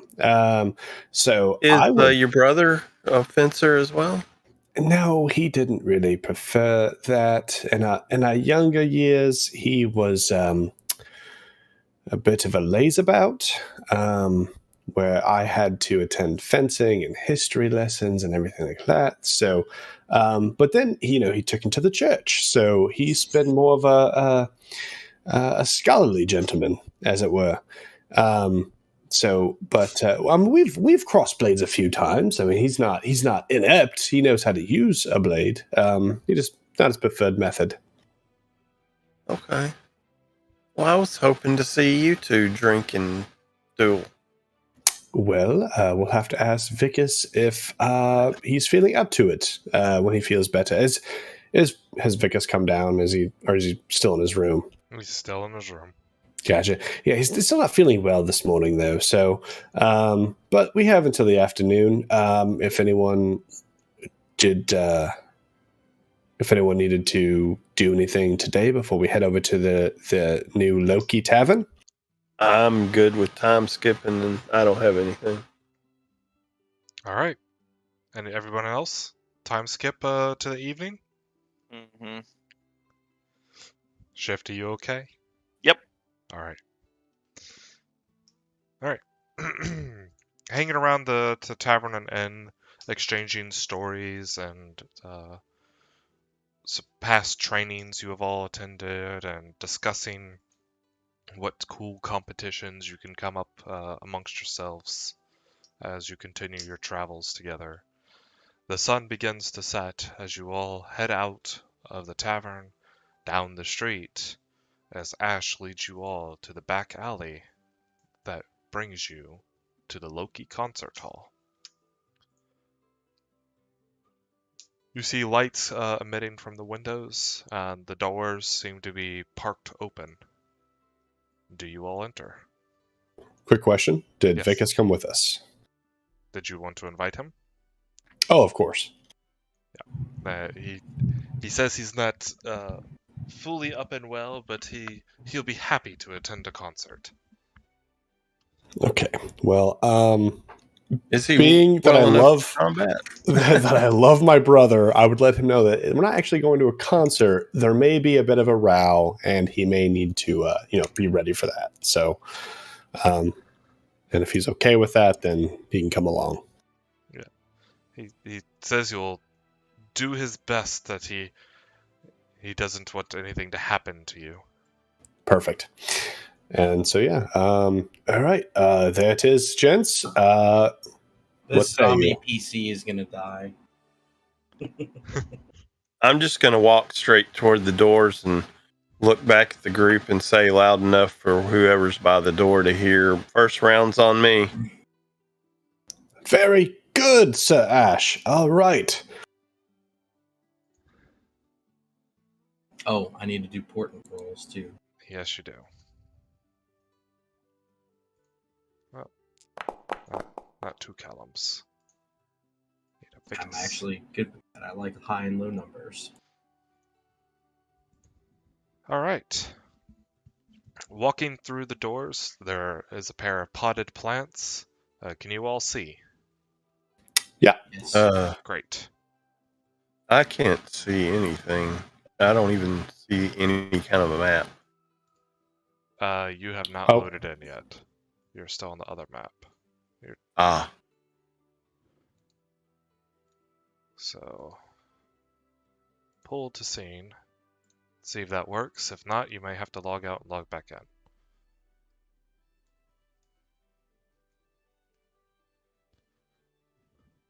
I'm refreshing. Okay.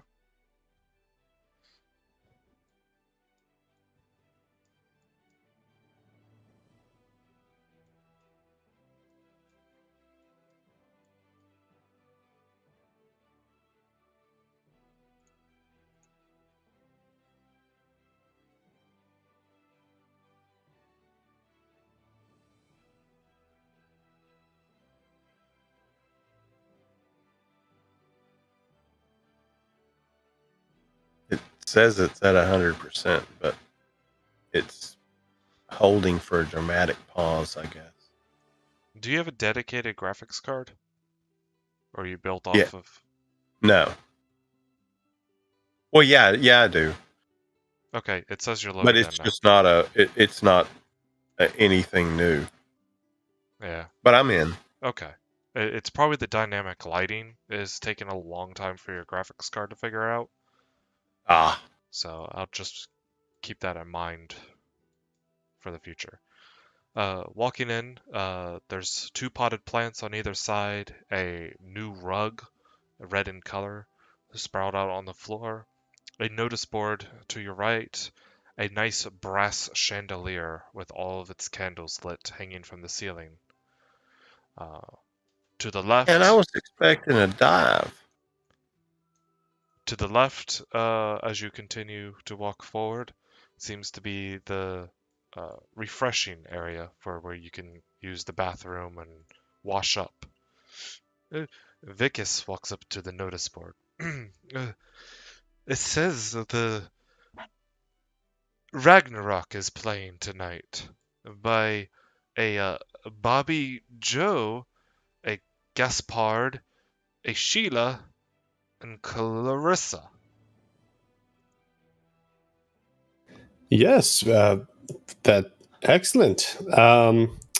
Do I see like a host or anything? I mean, I doubt it. I mean, how nice is this place?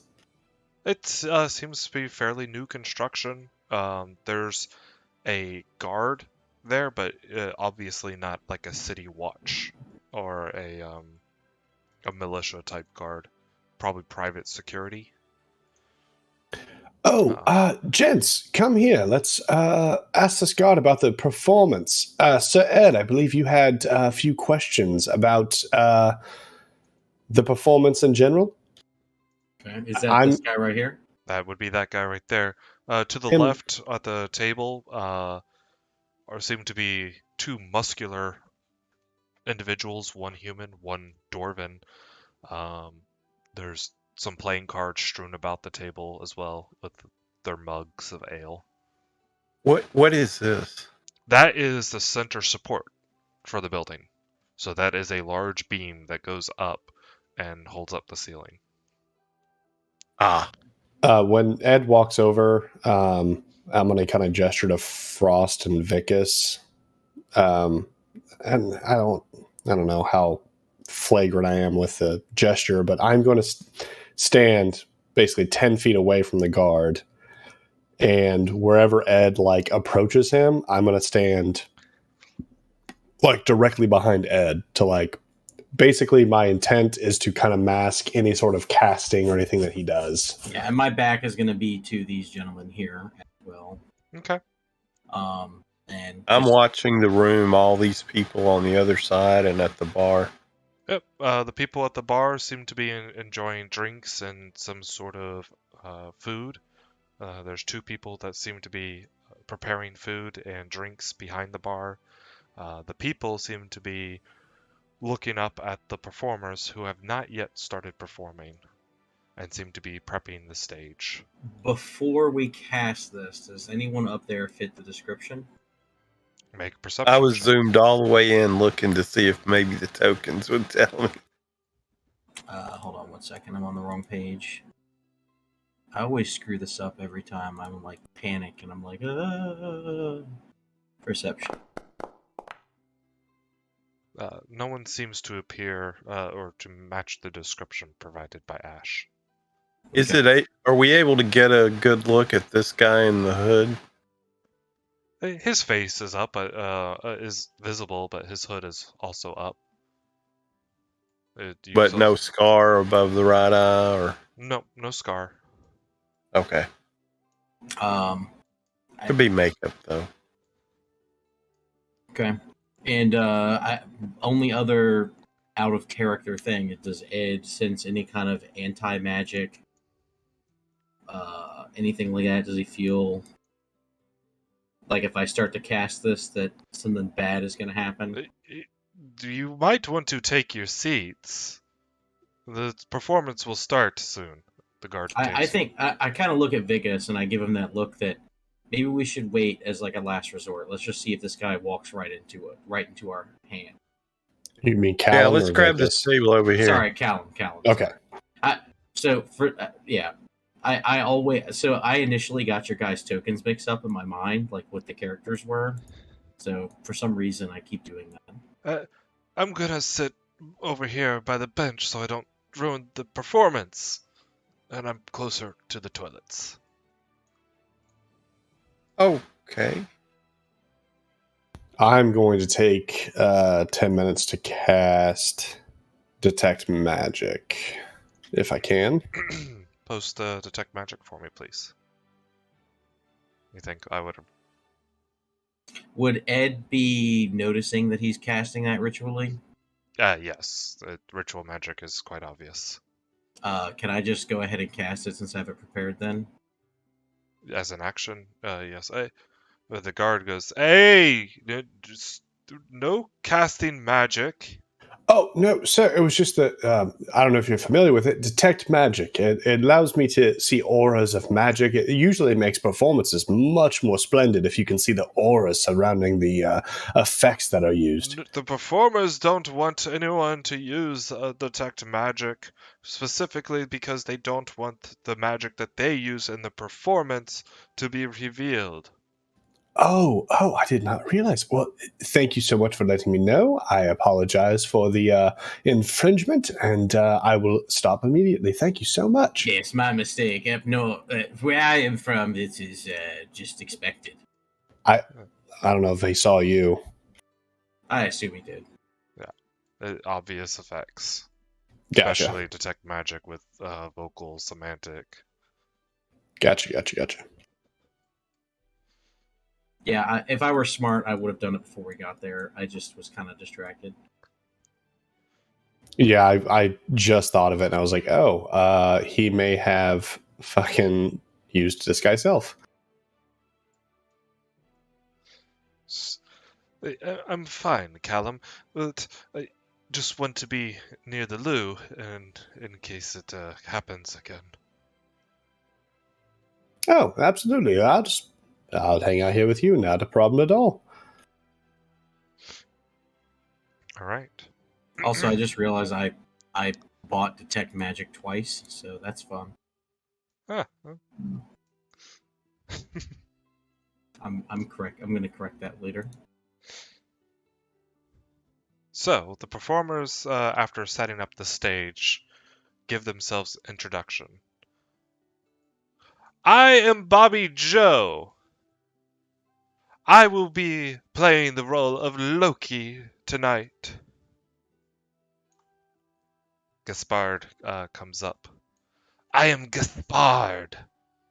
I will be playing Surtur. Sheila comes up. I am Sheila. I will be playing various Asgardian deities. And I am Clarissa. I will be playing Special effects. They Oh, they I will- do love the character of special effects. There's a small applause from the limited audience that is here tonight. Most people that seem to be factory workers or some things. Nobody of importance sticks out. They have drinks or food in their hands. How how many of the people in here are dressed in black with the eye thing on their forehead? None. None. None. Okay. Yeah, I assumed that those guys at the front were. I didn't even think to ask. Yeah, me too. I was just wanting to get a count. Like, I thought for sure those two guys were what we were looking for. No, they seem to be playing cards and arm wrestling quite often and insulting each other, but it seems to be in either jest or some weird companionship. One of the bartenders comes up as the performance begins. The candlelight dims, and they say, "Would you like any drinks or food?" Yes, I will have a glass of wine. Anything A else? bowl of fruit, please. Bowl of fruit can do. And what about you? She looks to you, Frost.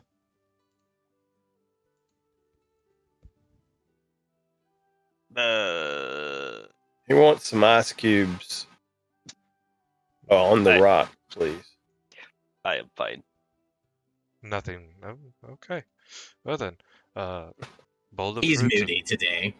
and wine as she just walks off. The performance Are you begins. okay, Frost? I am fine. Do you need some milk to calm your stomach? Would like to cast Ray of Frost. No magic! As the guard slams his quarterstaff down onto the ground. Is there a way to make your token not snap? Hold shift as you move it. Ah, today I learned. The performance goes as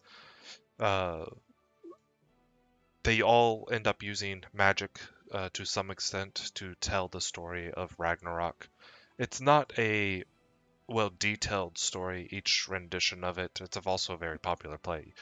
Each rendition of it has their own endings and details that they bring in, but one thing is always certain is that Loki dies, Surtur dies, Asgard is reborn with the children of some of the deities continuing on as all of the fallen heroes pass on into Valhalla, including the deities themselves, where they rekindle their friendship and love for each other to exist in a peaceful afterlife of eternal war fighting. And it's Valhalla. You just wake up, you fight until you die, and then you wake up the next morning, or you wake up in time for the feast at sunset, or everyone feasts, and then you go to bed and you wake up and you fight some more. So it's a relatively decent play. It all starts with Loki's mischief as Balder ends up being tricked and killed. Is anybody in this place paying any particular attention to us? No. Go ahead and roll perception checks.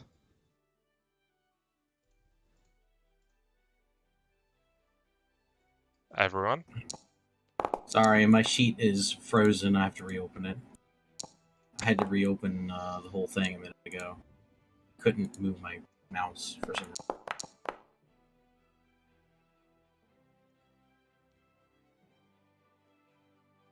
Come on. There you go.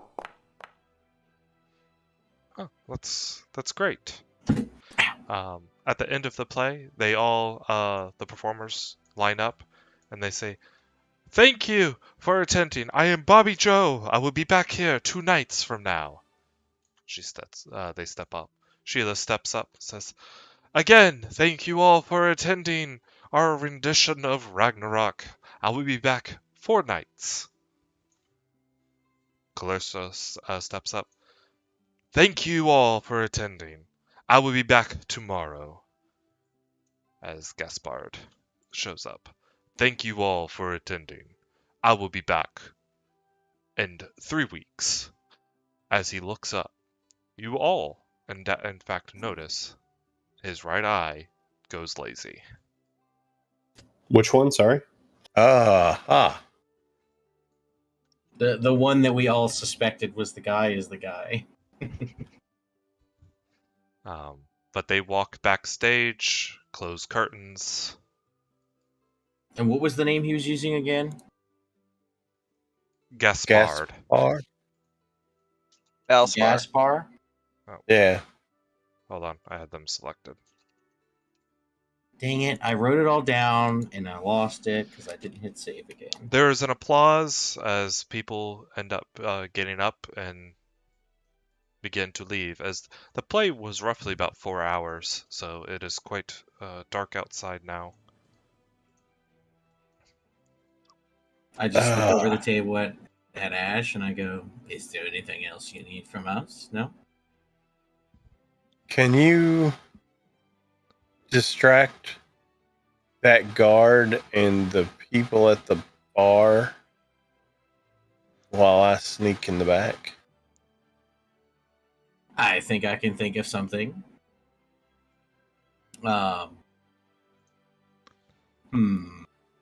You step up and walk towards the gar as you hear the sound of sliding wood against the stone.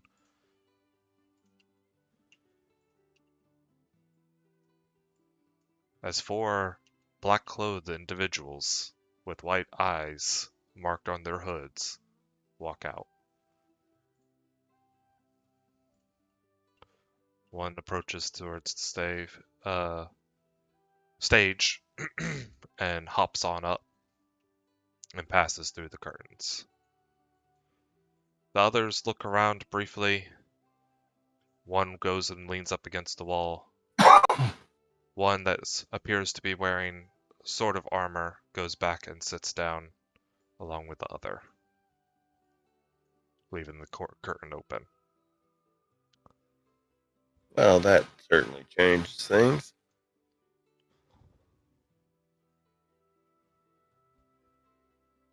I can deal with that. Wait, what do you mean deal with? Wait. And then I nod at Ash because he stuttered off, and I assumed that was him saying, "Do it." So is this door like a door, or is it like one of those? It's a sliding door that folds up on one So side of the wall. is it enough? Is it enough that if I were to spill some water, and if it were to accidentally freeze, that Like- door would be stuck? No, it's like completely open right now. Okay. Sorry, I just assumed it was closed because I thought you said they went back in and closed the door. No, I said they were leaving it open. There's actually... There we go. I was just about to teach them about doors in Foundry. Hopefully it's just this car warranty that expired.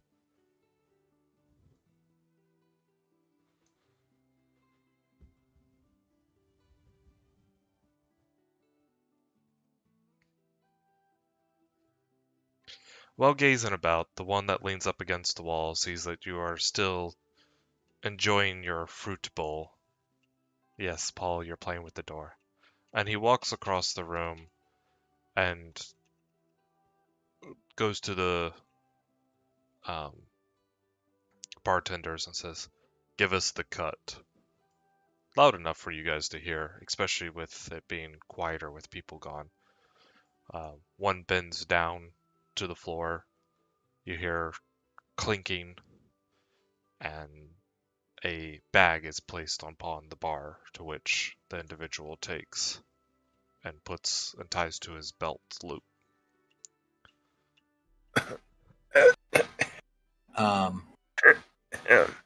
So, We'll be closing soon. Is there any way to get that Gaspard's autograph? He was magnificent.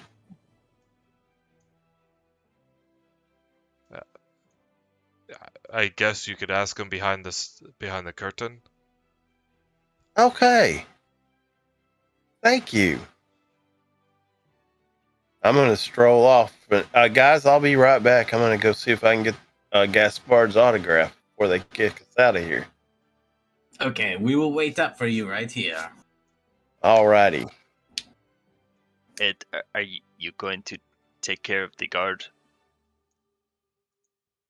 I mean, do you think we need to? You hear a bell ring off in the distance, and he actually begins walking out. I mean, it sounds like he might have this licked for right now. Or, I mean, Fireball solves all problems. I have a plan, but Walking behind, opening up the curtain and walking through it real briefly, you see the three other individuals on the right taking off various pieces of clothing and other apparel and throwing it into baskets behind them using the I mirrors. clap as I come in, by the way, like I'm a fan. This individual says, "Who said you could get back here?" The guy carrying okay. what he called the cut. It's okay. It's okay. He's a fan. He's a fan. What can I do for? Hey, Stoney, for one did of you my leave the door fans? open when you walked through? Or Ash? It's curtains, so they just part and close. Got it. He seems a little bit more relaxed, and leans back up against the wall as Gaspard comes up. Ah, yes, a fan. I always appreciate the fans. Well, could I get your autograph today? Ah, you sure may. Do you have parchment and ink? I do, and I actually do. I reach into my bag of holding and dig out some parchment and ink. Very nice, very nice. And who am I making this out to? I think it'd be my sister loves this play, and she's seen like 100 versions. And I'm going to tell her about you. So make it out to Serena. So Serena, okay. Dearest Serena, from my greatest rendition of Ragnarok and the greatest rendition that there ever lies upon the plain, I am Gaspard Woodbracers. Thank you, Gaspard. Will you be where? I missed the part where you were saying how long it'd be before you were back because I was clapping so hard. How long before you put this on again? 3 weeks will be the next rendition. I have other things to prepare for in the meantime. I think I'm going to do the Fall of Surtur next. I'll glance over at the other three. You guys were great too. I can't wait to see this thing again. They're mostly half dressed, and they wave and say, "Ah, yes, thank you," as they continue to change. And I will. I don't see any exits out of this room, right? No, but except through the curtain. One seems to finish changing and walks through the curtain, and you can hear them jump off the stage. Right. So I'm going to go. That's out. The NPC that he really likes because that's the one that kept saying their name. I'm going to go out and I'm just going to stroll through the center of the room and look for other exits from the building. I don't see any. Other two follow you shortly behind. There seems to be no other exits that are within eyesight. Right. Okay. I just nod at you guys. He gave me his autograph. He had a lot of friends with him. Well, we better leave before they kick us out, unless you're going to make a move. No. This is your There's too many craft. people here. If I do, we're going to be in a combat. So I'm racking up a billiard table right now. oh, Callum, they did ask us to leave already. It's probably not a good time. well, I mean, if they'll let us play a game. Oh no, I would love. I'm pretending to be drunk, super drunk. I would just love to play one more game. One more. Oh. They didn't let us play during the performance. I'm just racking it up. Brother, yes. Do the trick shot where you go from behind your back. Oh yeah, of course. Sober up real quick, and I'll do a behind the back break. But it seems that other than the visionaries and Gaspard, everyone else has left. Where can we see Gaspard? He's still behind the curtain. Okay. I mean, you are.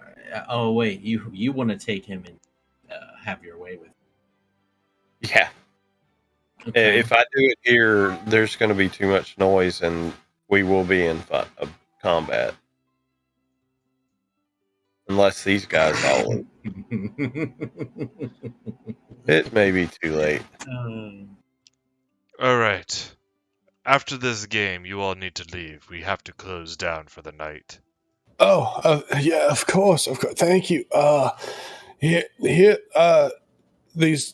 was no coin slot on this billiard table. Do you guys want a gold? Alright, your friend is drunk enough. Escort him out. No, I'm giving you a gold to play more billiards. I just want to finish this game. I just didn't know if I needed to pay. No one came to me.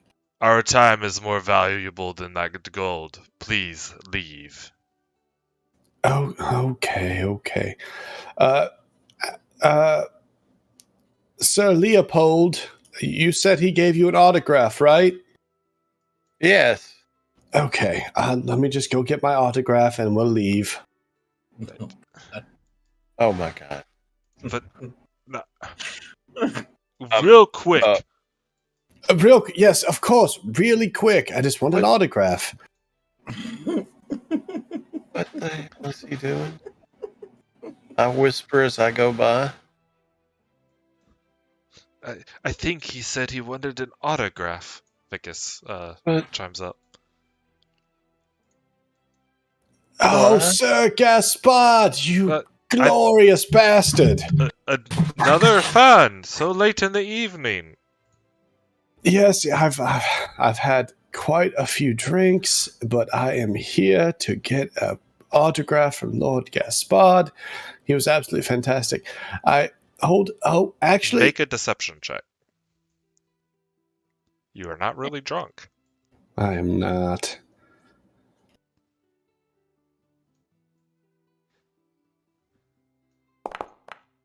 Hey. Thank God. Nice. He's fully in control of his wit. Actually, had a little too much to drink tonight, friend. Yes, Lord Gaspard. Your rousing performance. I couldn't stop drinking. It was so. Actually, I have quite a few more friends that. One moment, Lord Gaspard. No, I think you need to leave now. Guys, he's giving out autographs. No, you need to leave. He holds out his hand, and you notice 3 dice tattooed onto his hand, and he looks at his hand as it visibly changes in front of you, and then he pulls his hood over. Yes, leave now. Get him out. Time to go. Looks like they slipper fell off. As he grabs onto your shoulder. You need to leave. First of all, good sir, I need to leave Lord. Secondly, Don't touch me. Roll initiative. Oh, fuck me. I thought the Lord would, like, sell it, but no. Okay. Let's go. Let's go. There's a okay, good. Okay, there's gonna be some stuff before. 29. I'm just gonna take y'all's lead on this one. Oh no, we're going to be taking Gurney's lead. What the hell is Gurney? Oh. He must have got some alterations with some of that money. As we Sounds begin, like he's running out of alteration. as we begin our combat, Gaspard is going to Turn into a see. dragon. If only. Well, That escalated quickly. indeed, and it went in a slightly different direction than I was anticipating.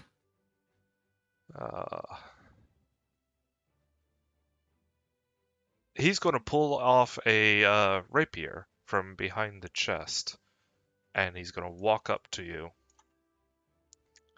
and he's going to hold it up to your throat without trying to reveal too much of his face and beings, and say, "Leave now, quickly!" Ash, you hear yelling and weapons being drawn.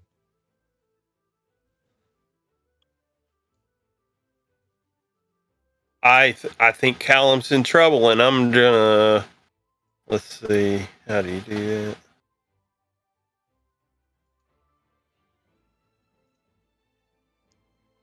How do you measure and walk at the same time in this? I think you measure and then spacebar. Control. You hold control, and then you can click for waypoints, and then spacebar to move. Okay. 20.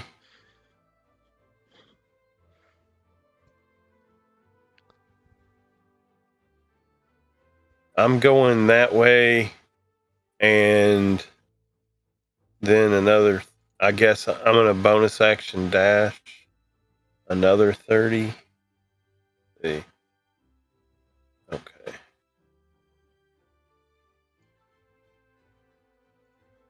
Up to there, and Get off the stage! he says that. The people I'm down here. gonna take a blind shot at disadvantage through the curtain or whatever you want to, however you want me to roll it. All right, so pick a 5-foot square to determine your trajectory. One of the three in front of you, or any number in front of you. How about if I point to this general area right here? Okay. Make an attack roll at disadvantage. Alrighty. Dun, dun, dun. I rolled at advantage, didn't I? You can figure it out though, right? You rolled 2 natural ones and a 2. So you hear It doesn't matter. You hear That's amazing. You hear a arrow swish through the curtain. Good. And Grief. bounce off of the rock wall in the back, and you hear it snap.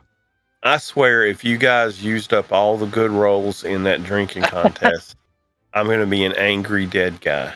Okay, look, Stoney, I don't have good rolls. Murderers! Assassins! Goes to you, Callum. I'm slightly offended. Slightly offended. No assassin, and I will. Good questions here.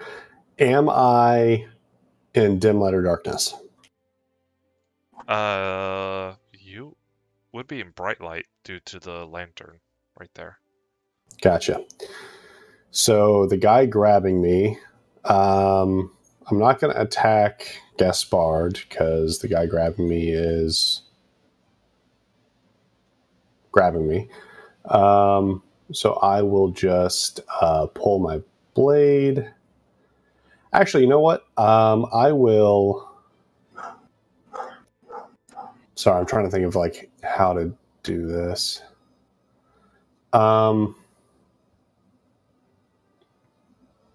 Okay. I'm going to bonus action activate my blade song, or spell blade stance, whatever you want to call it.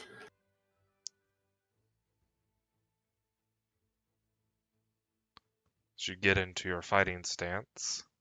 Yep. I gotta turn the effect on really quick.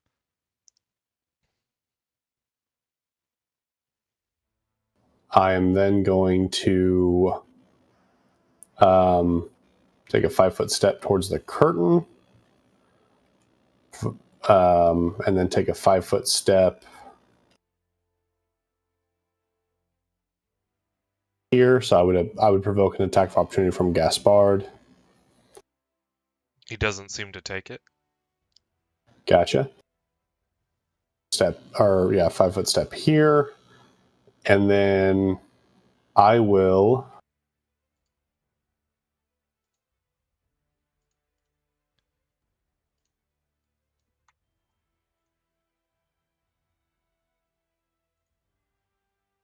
cast Nistul's Flash.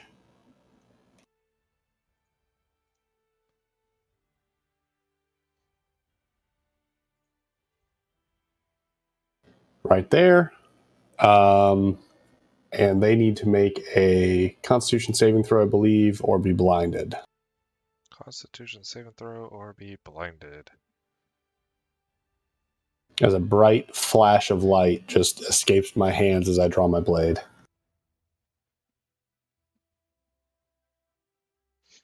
For 1d4 rounds. One round. Okay.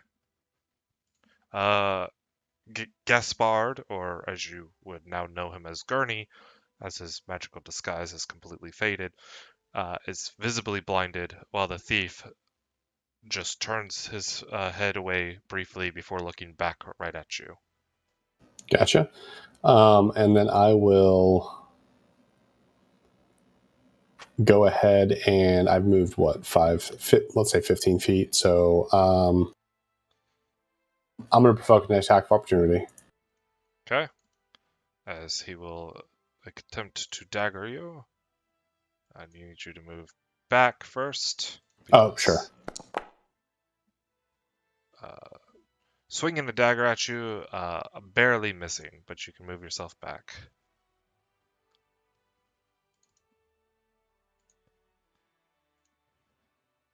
I was say 25 feet. So yeah, 25. Yeah, that's 40. So I'm like, I'll pull my blade and kind of like look at him. Well, it looks like you're my opponent today. Come on then. And that'll end my turn. All right. Artorius Frost, hiding off into another private room, standing on a potted plant. It is your turn. Was he Right. pooping? No, I was in a good position, but it's inconveniently not good anymore. All right, I'm going to step down, open the door, and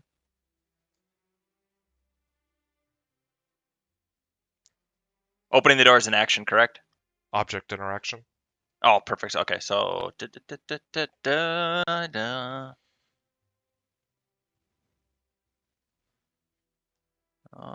going to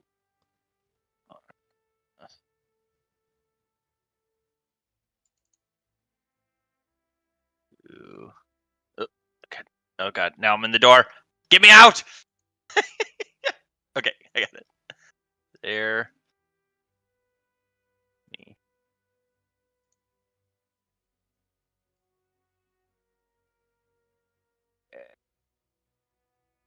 I will just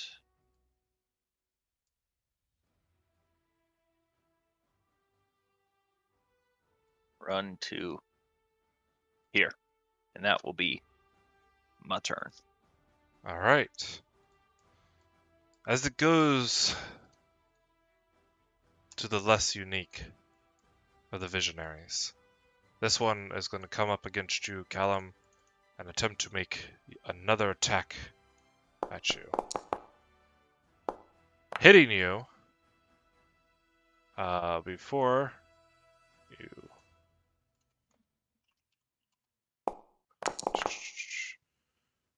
It wants me to make a Constitution saving throw for concentration, but I don't know that I'm concentrating on anything. Is your spell concentration? Mistl's Flash? No. Shouldn't. No, it's not.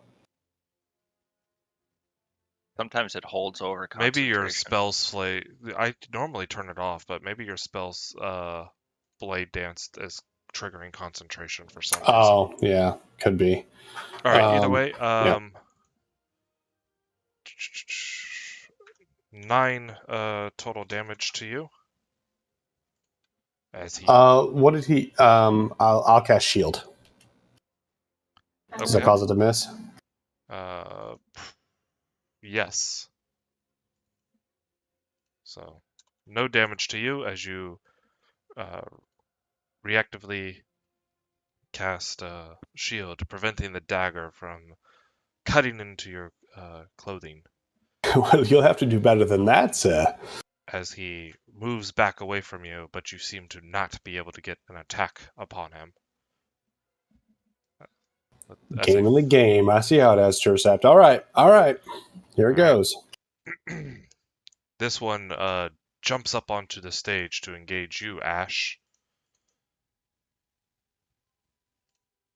Throws or pulls out a dagger and attempts to cut you, hitting you.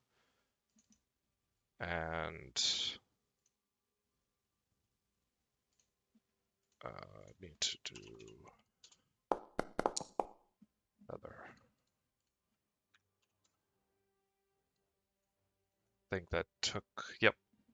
So doing 9 damage to you as he cuts at you with the dagger. Okay. This one is going to jump over and attempt to gut you, Frost. Okay. Ooh, hitting you. And then, Shield. Shield does not matter. Oh, never mind then. And then another 7 damage on top of that.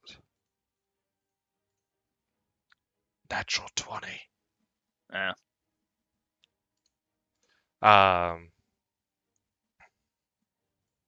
But he comes up and stabs at you with the dagger. My music has stopped playing and I don't like it. There we go. Alright. Ed, your turn.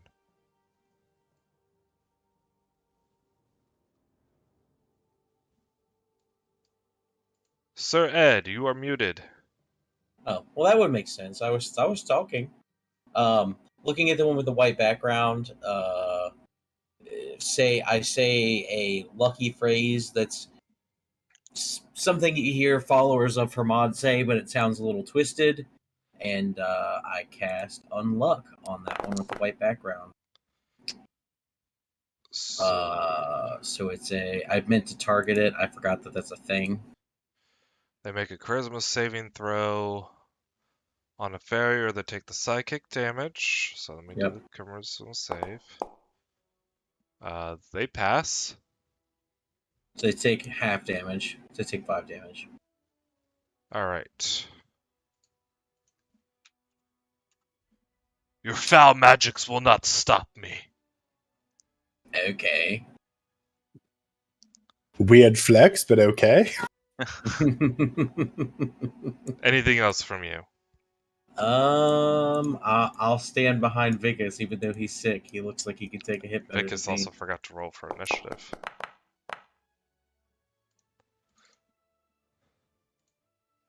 Oh, my mistake, Vicus. Why don't you go next in initiative? No, I think sorry, I had a stomach cramp. I'll get him next time. All right. As this one pulls out a vial and throws it on the ground. Let me see. Creating a chemical reaction.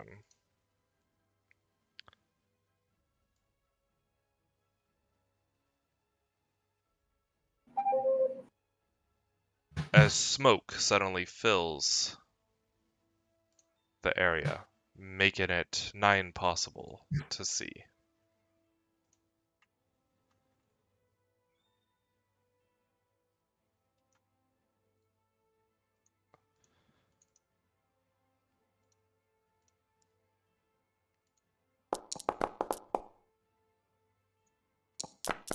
Did you still cast shield, Frost?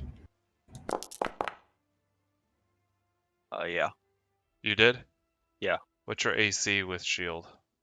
21? 21. Alright, so that does not hit. So you feel a sharp jab to the side. I got hit twice there. Yeah, I refreshed it. I took back. So one did hit me then? One did hit you. Okay, because I took like a fuckload of damage. Yeah, I was about to describe a pain going through your body as you realize that these weapons are poisoned. Okay. But that is their turn. As smoke begins to creep from underneath the curtain from the loud bang, it goes to Gurney. And what will Gurney do? He is blinded. He is blinded. So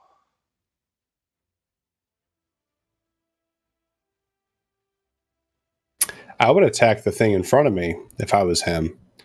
You know, no, where the no. bad dude was.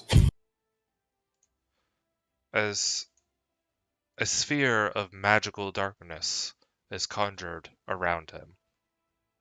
Now you cannot see him. Goes to you, Ash. I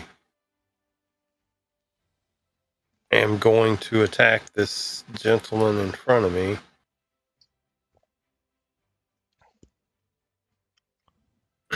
Is it disadvantage? It is that disadvantage due to the smoke, making it heavily obscured.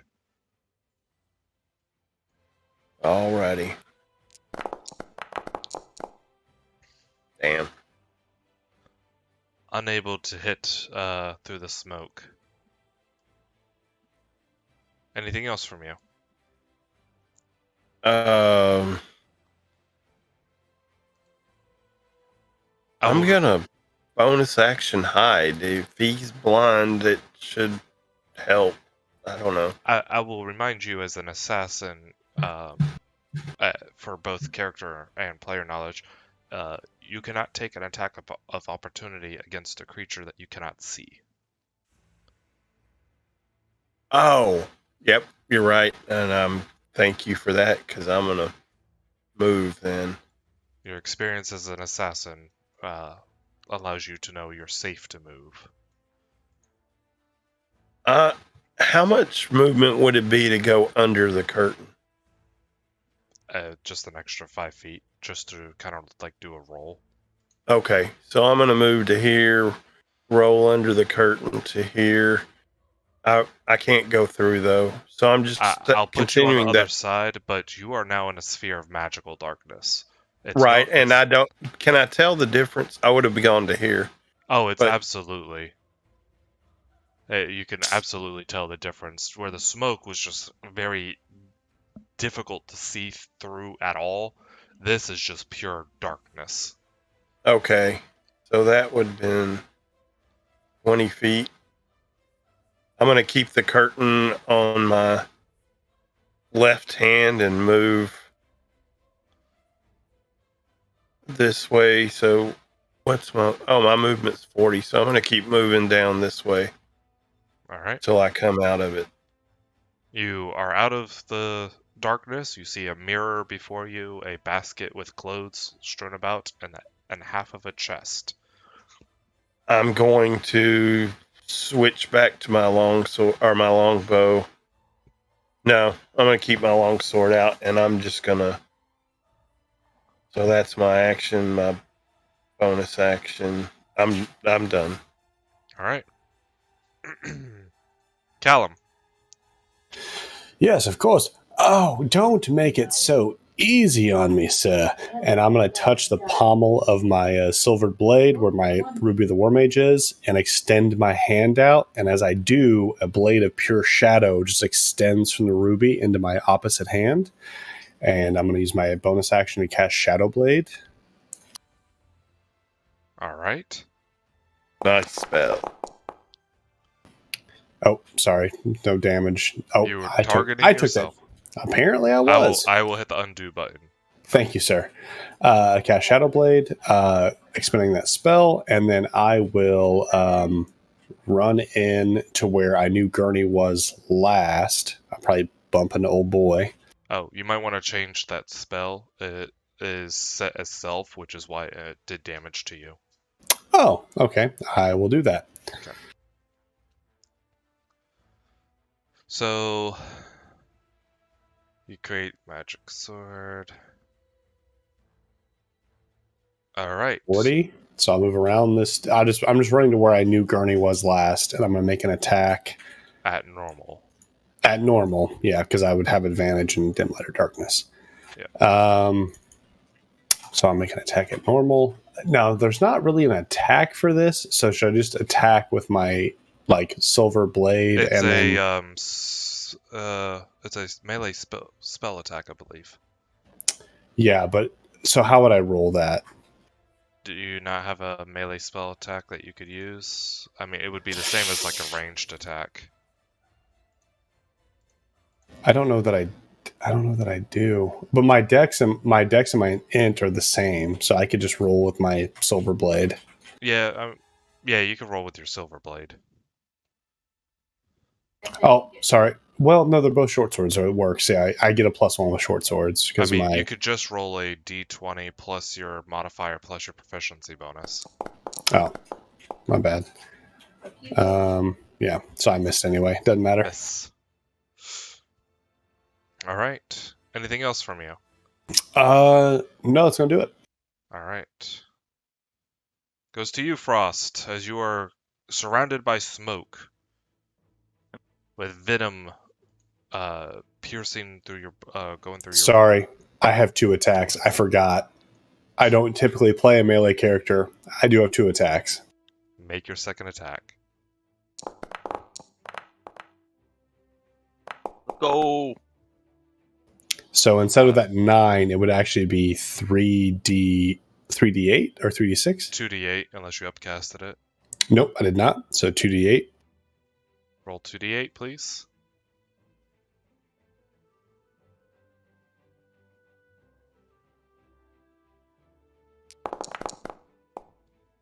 Uh, 10. You hear and the darkness immediately falls. Well, hello there. Get him! Frost. Say, it seems the southern winds are blowing in. And I'm going to cast Blizzard All right. on myself. Does that create wind or is it just? It's just darkness. Okay. Okay, this but is it's your darkness spell. Yep. All right. And then I am going to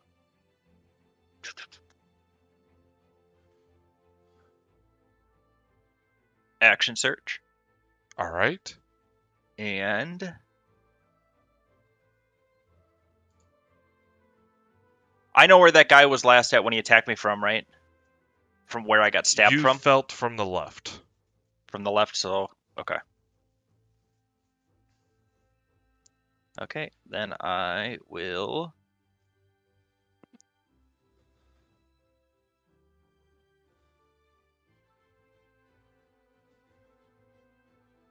Breath weapon.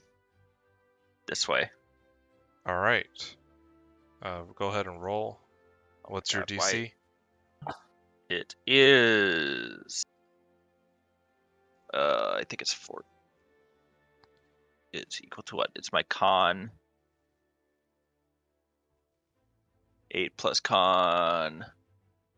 Plus. Dex save. For breath weapon? That's what it reads. Yeah. Equal to 8 plus your con modifier plus your proficiency bonus. So that would be 8 plus 6. So 14. You hear, as you begin to exhale, a creature jump as you breathe down your line. Is it a disadvantage because it's in darkness? Because it's dexterity? It is. Still, the creature jumps and avoids your breath.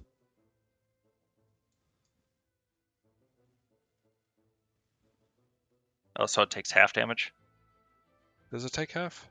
Mhm. So 1d8? Or roll 2d8, and then it gets half. The creature still avoids your breath.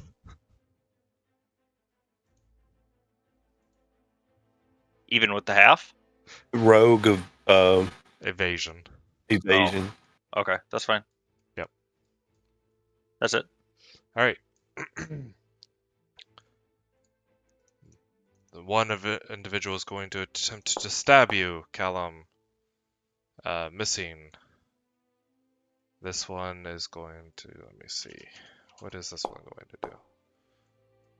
This one's going to run straight ahead into the curtain, come out, and find them way here. And this one is also going to try to stab you, Callum.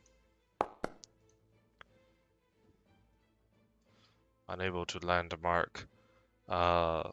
This one is going to try to stab you, Artorias, at disadvantage. Hold on.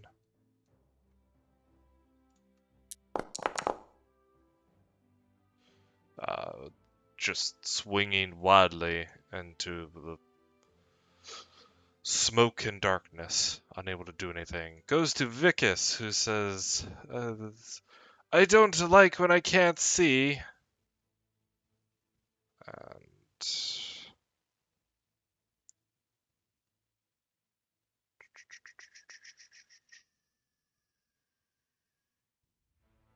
unfortunately does not have the spell needed.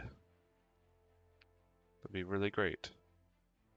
Hold on.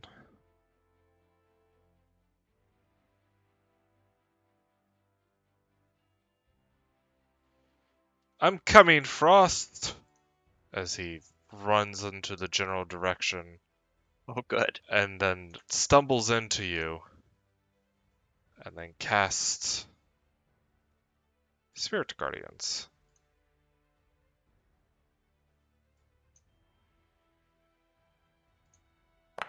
One of the most powerful spells in D&D. And it's making me make a wisdom saving throw? You can roll it, but it shouldn't do anything for you. It hurt me. Yeah, I will undo it. It hurt a lot of people that it wasn't supposed to hurt. I think he gets to choose who it actually hurts. It's just the automation part. Flagged a con save too. Well, yeah.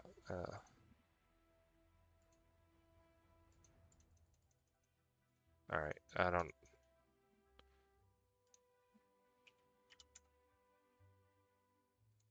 Something's wacky because I can't heal Vicus back up for some reason. This combat brought to you by Tim's Shotgun Emporium.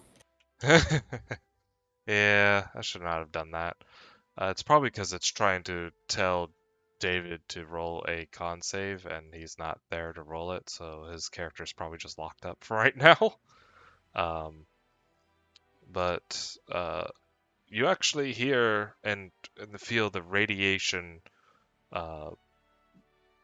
makes the one to the north of you collapse and fall. And the one that jumped to avoid your breath also is scarred up as you hear grunting of pain. I'm here, Vic. Frost. Ed.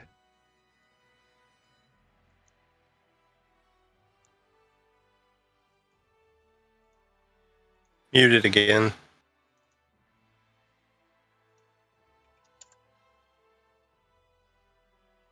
Oh, I did it again. I was like, what do you mean I did it again? So question about the smoke that we're in. Mm-hmm. Is it magical darkness, or is it just because they threw down a vial on the ground and it's just like They threw a vial down on the ground. okay. I have a very easy solution then. I will cast Gust of Wind. Do it. I was going to be like, gust of wind, but then I was like, no, he'll figure it out. I didn't put it You the way I wanted. cast Gust of Wind. Artorias, I'm I pretty also sure you want to do have. it in the general direction. I don't think I would know. God, I'm panicking now and totally messing everything. Clicking. You have Pretty double sure I what? sight. Yeah. Yes, right? I have double sight. Yeah. So with the Gust of Wind, the smoke around you clears, and you can see the individual crouched before you, with weapons waiting, two short swords. I see you. And then I do want to put it in this general direction. Yep. I think Everyone would have to take a lot of the stuff. In that direction right there, Frost would be the only one that has to make a dex save. Oh, I think I might have moved Strength this, save. changed this because it should be more than 5 feet wide. It's 10 feet wide. Yeah, I shrunk it somehow by accident. I think when you rotate it, it shrinks. But yeah, you should be able to change it if you. So it should hit. It should hit everyone there generally. Yeah. I don't know how to. I can't figure it out. What I'm doing. There it is. I did it. What's your save? It's a spell save 15 DC, and before Frost does his roll, I'm gonna portent him. So he rolled an 18. Okay, Frost, you stand your ground as Vicus slides back 15 feet. Whoa! What is this? Why can't I still see? Ninja boy. As also, the visionary walks back, or gets scooted back, nearly tripping over the body. Alright, goes to their turn, which...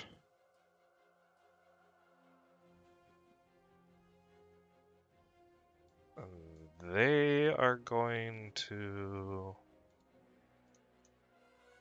Is that at the beginning of their turn for Spirit Guidance? Starts their turns there. So, Wisdom save.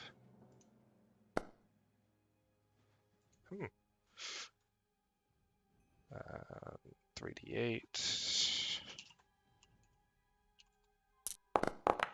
As the guardians around Vicus seem to do even more damage to the creature, who backs up, but Vicus will attempt to swing at it with a mace. If he can. Hopefully he can.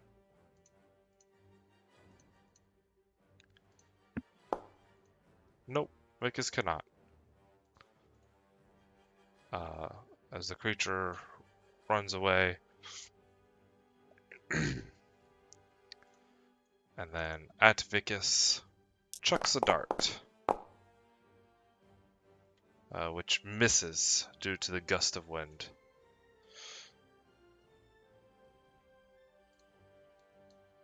Goes to his turn.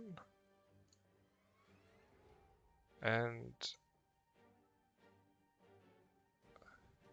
with you in front of him, Callum, he's going to whisper something. I need you to make a... What is it? Where's the ability? Here we go.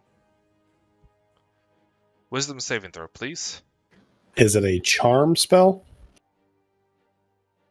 Yes. Then do I have advantage against it? It's not a spell. It's not a Well, spell. I guess it's a spell effect, so... So I still have advantage? Yeah.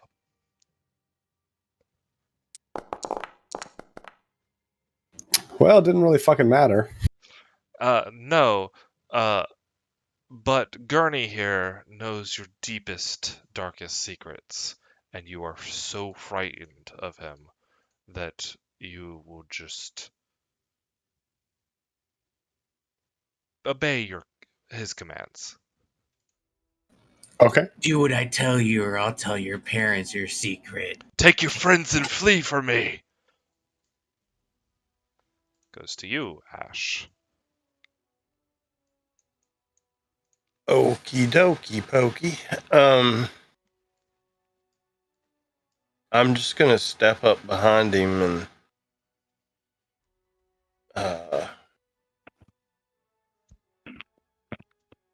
yeah, I'm gonna do with this blade.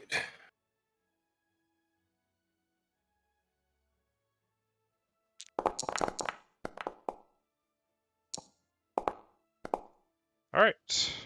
Hitting and doing 10 damage. You do get sneak attack. Oh yeah.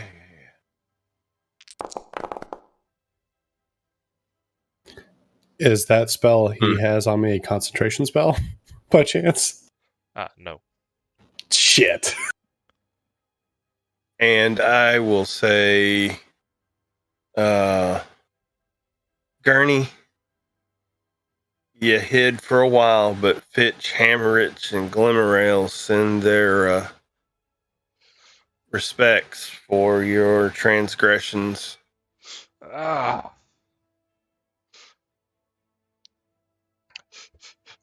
No, this can't be happening. Goes to you, Callum. Okay, so I am under the impression that I want to take my entire party and leave this place, correct? Or Gurney will reveal your deepest, darkest secrets. So he's just gonna reveal that I'm gay. All right. To your father. Right, but is that worth the lives of my friends? I'm gonna roll a d2, or I'm gonna flip a coin. Is that cool? Yeah. So You tell me how you want to play it. Is that really your deepest, darkest secret? Is that you're gay? It's something that you don't want from your father, but is there any huge regret? Maybe you don't want to inherit or something? No, I mean, no. I honestly, like, basically, he's not going to produce any heirs. So, like, the bloodline will end with him. I mean, well, with the exception of Vicus, who is not gay. So, like, yeah. I mean, that really, honestly, like, he's not like a bad person or a bad kid. So yeah, I'll just read it. It is a normally a player character ability, so I'll let you interpret it because this is your character. You magically whisper a phrase that only one creature of your choice within 30 feet of you can hear. The target must make a wisdom saving throw against your spell save DC. It automatically succeeds if it doesn't share a language with you or if it can't hear you. On a successful save, your whisper sounds unintelligible. Mumbling has no effect. On a failed saving throw, you're charmed for the next 8 hours until you or your allies attack it, damage it, or force it to make a saving throw. Interprets the whispers as a description of its most mortifying secret. You gain no knowledge of the secret, but the target is convinced you know it. The charmed creature obeys your commands for fear that you will reveal its secret. It won't risk its life for you or fight for you unless it was already inclined to do so. It grants you favors and gifts it would offer to a close friend. When this effect ends, the creature has no understanding of why it held you in such fear. Gotcha. So, I honestly, like, I typically do not write my characters as having like a deep dark past. So, really, that's his deepest darkest secret. So, I would say that I would not attack him for fear that, like, basically he'll out me and I'll have to deal with the repercussions of that. I don't know that I wouldn't still protect my friends though. I So think you would try to convince Ash to at least leave. Like, it's not worth it to leave. okay, that's fine. Yeah, so Ash, delivery postponed, and then I will. I'll do. Most immediate exit is the curtain, so I'm just gonna take a 5-foot step here. Provoking an opportunity from this guy here. Nope, they do not attack. And then I will be like, yeah, goodbye. And I will roll under the curtain. All right. Into the smoke you go. Has the smoke been moved? It is thinning up. Okay. So. Well, this is unfortunate. And then I'll just take 15 feet towards where I know the door is. All right. And that will end my turn. Goes to you, Frost. Alrighty. I will. This is all clear now? Just the area around where the gust of wind is. Okay.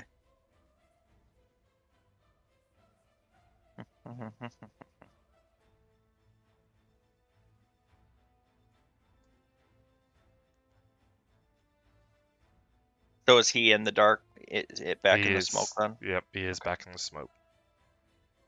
Okay.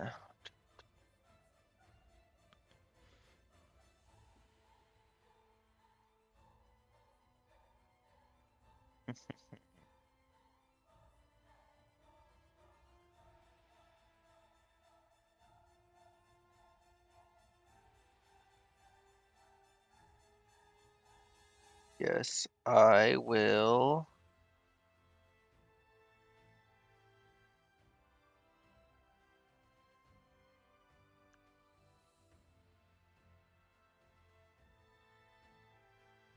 Armor myself Okay.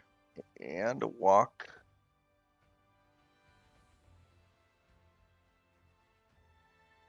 into the smoke. All right. And that'll be it.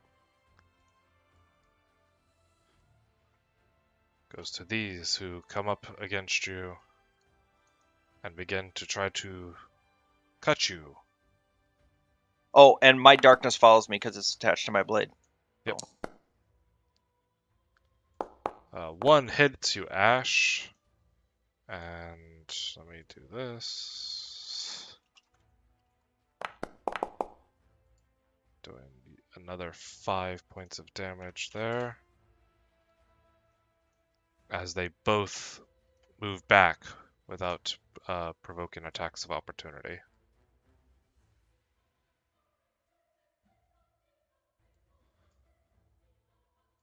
Goes to Vicus, who's... For some reason I still can't heal.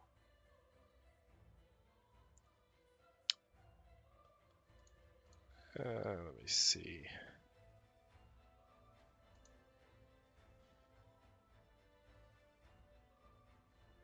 I know you're hurt, Frost, but feel better, please. No available spell slots.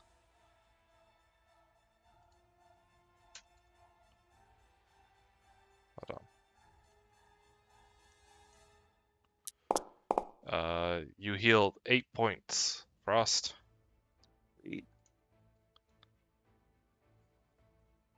Ed.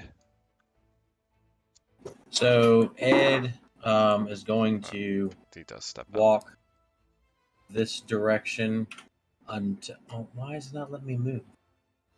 Are you on your roller tool and not something else? On my person.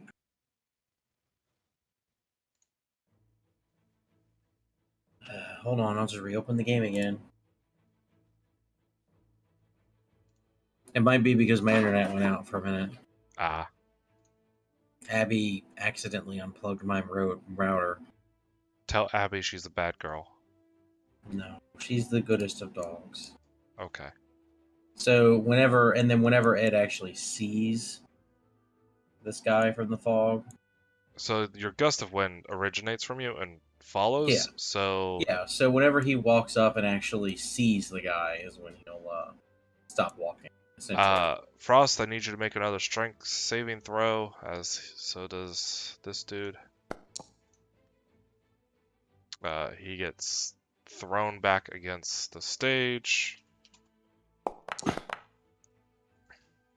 And as he grunts in pain as his back hits the stage there. And then I'll take a step up. But Frost also a strength saving throw. Make a strength save. Yep, as the gust of wind went by you again. Also, that body gets thrown. Yes. Gets thrown up against the thing there. He's You're good. fine. Alright. And then as I see this guy, I assume we're doing everything lethally, having seen that body fly. So let me reopen my character sheet, since now I can't do anything on the one I had to the side. We'll just give this guy a mind sliver. Alright. So, wisdom save, or no, it's intelligence. It's intelligence, I meant to target him, I forgot. Seems to have no effect. Like you didn't take hold. Anything else from Okay. you? Nope, that's it. Alright, goes to his turn, who he's gonna move out of your gust. He's gonna climb up onto the stage and dive beneath the curtain.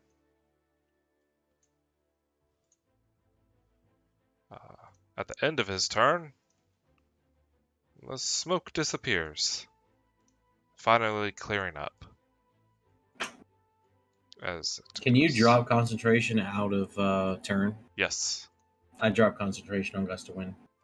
Okay.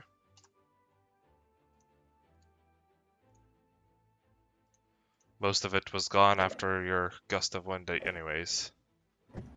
Goes to Gurney, who is going to turn around and attempt to hit you with a rapier.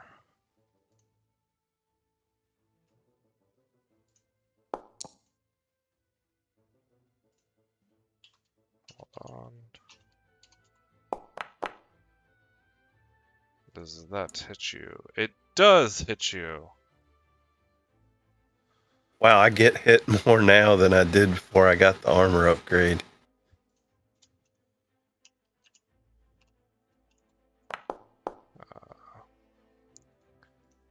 As he pokes you with a rapier. Go on and leave with your friend! Goes to your turn. Is it an object interaction to drink a potion?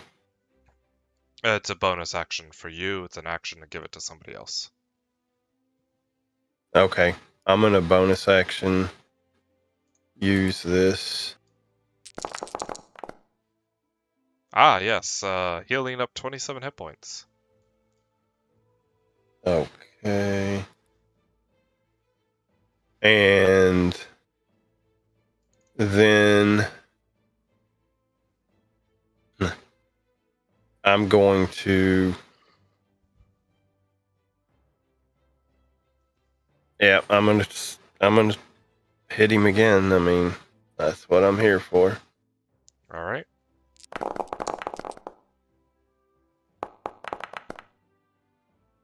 What gives you advantage? Oh, you're right. I was holding the button down, but I don't have advantage. All right, so 11, 15, 18. Still hit with an 18. Do the 8 points of damage. But since your ally is no longer gone, or is no longer there, no sneak attack. Right. Callum! Wait, I got movement. All right. So I'm going to move 5 feet to here. Use an extra 5 feet to move Hold to on. here. Hold on. I'm going to roll under the Yeah, he's going to try to curtain. jab you again. Nope, he's not, because I have mobile and You have mobile. All right. and I made a melee attack against him this turn. All right, you roll under the curtain. And that's my turn. I'm going to stop right there. Callum, if you do not leave with your friends, he will reveal your deepest, darkest secret. Yes, of course. I'm gonna go get Vicus here real quick.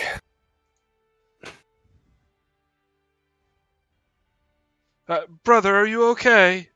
Why are you running? Yes, it's time to leave. Coming to get you, and then I'm action dash. Yes. I guess. Are you sure it's time to leave? It's all done with. No, it's not. But it's time to leave anyway. And then, I use my action to dash to 80 Can I feet. shout out of turn? Yes. He's been charmed. Vicus looks shocked. Okay. Next panel. Artorias. Next panel. All right, I am going to jump up here. There's 3 of them back there. There.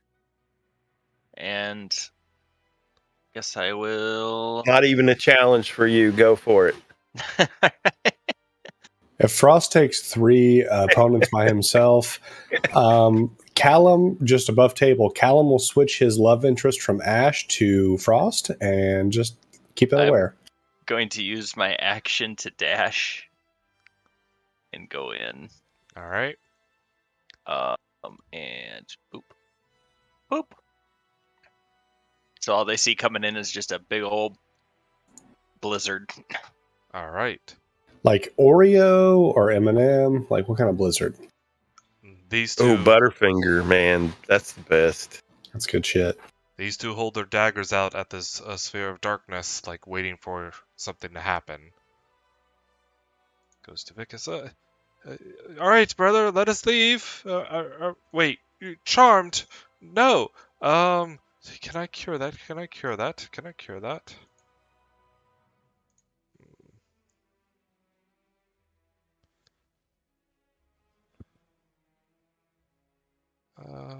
Oh, that dude's dead.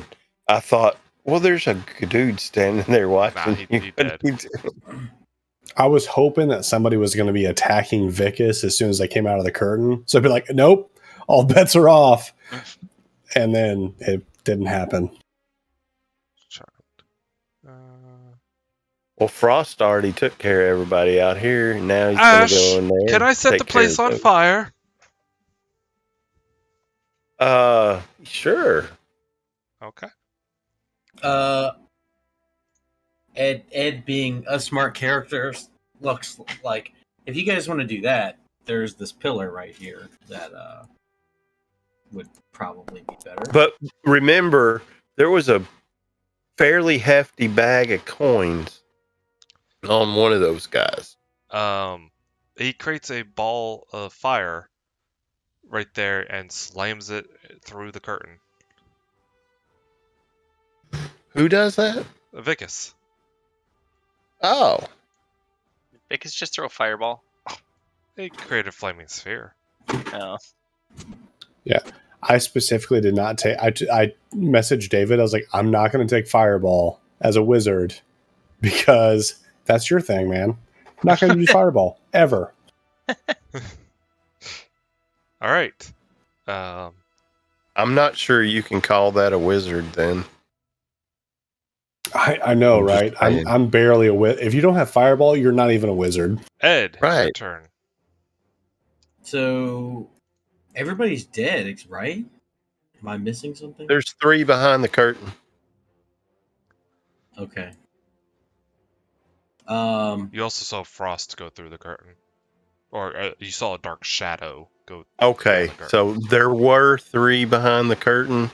There's probably only Frost now, but we should check on him eventually.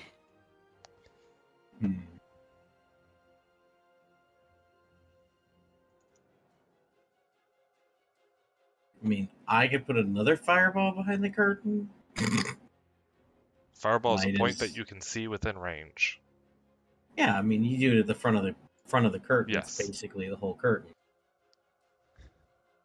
I mean, sounds like most of the noise is on this side, right? There's a small flaming sphere lighting the curtain on fire over there. But I didn't hear any screams of pain when that fireball struck there. No.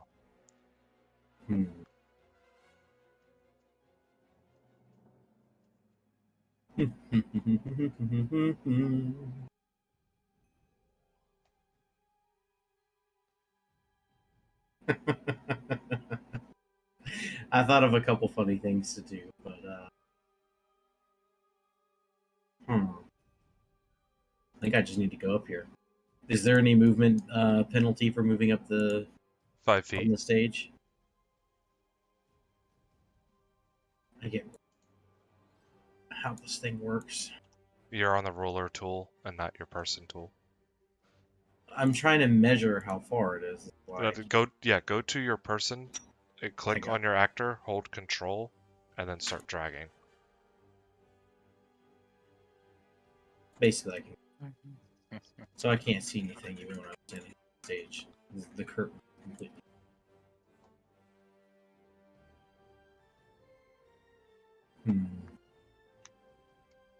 I'll just stand in place and prepare a mind sliver if anyone unfriendly comes out, and add the condition that if it is our mark, it's non-lethal. Okay. Spells cannot be non-lethal. I will not cast it on our mark. Okay. This is the most tactical level 6 combat I've ever been in. So it goes to this creature who seen the things on fire, but a ball of darkness is there. He's actually gonna come back and come out and roll out from underneath the curtain. Okay, mind sliver for you. You get a mind sliver. You get a mind sliver. Where is my character sheet? Why has it disappeared again?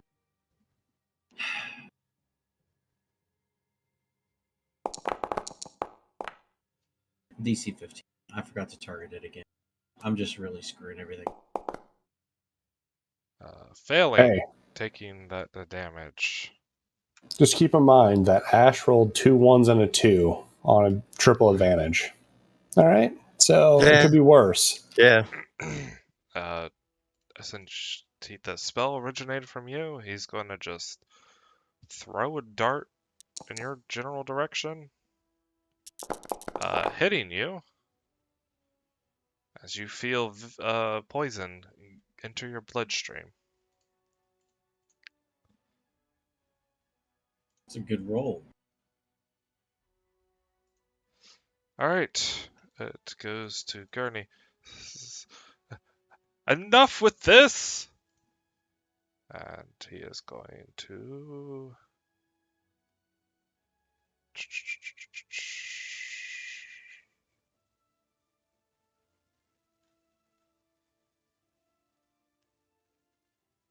He's going to cast a spell. Do you have counterspell? No. Well, it's more to Frost. Wait, what? Do you have counterspell? He's casting a No. spell. Nope. Your darkness disappears. Oh. Get out of here! Leave! This is my theater. This is my money. Goes to you, Ash. Okay, I'm gonna bonus action hide. Okay. Can you bonus action, like, get us 15% of the revenue and not kill him? And then I'm gonna roll under the curtain, All right. which I'll need you to actually Yep. do because Yeah. Hold on. lighting. And I'm going to. Do I have surprise at this moment? He seems distracted. Okay. I'm going to switch weapons as I roll in. And, well, change the weapon from a sword to a bow.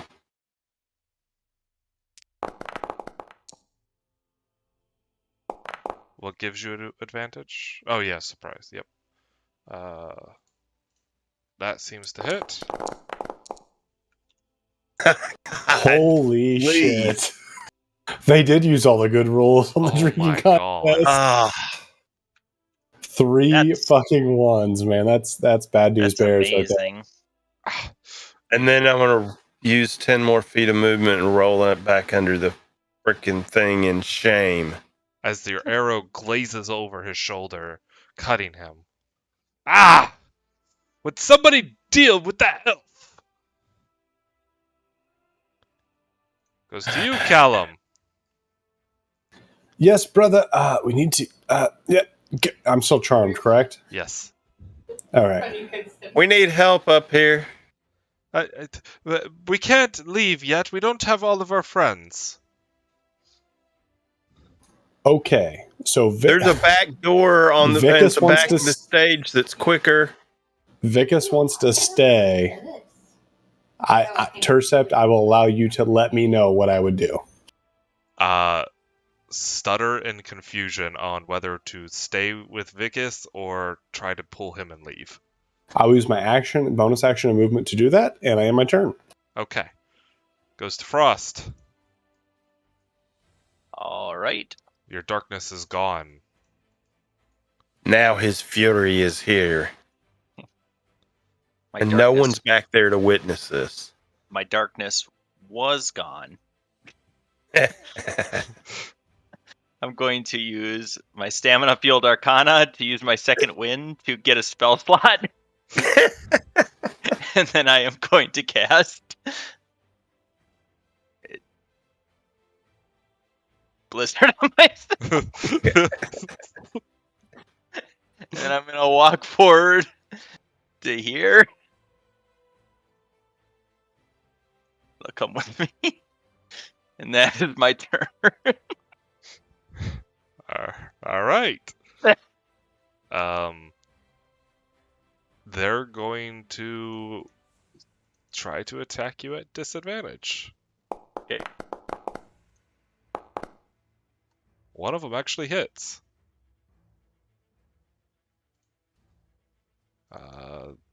Damage being...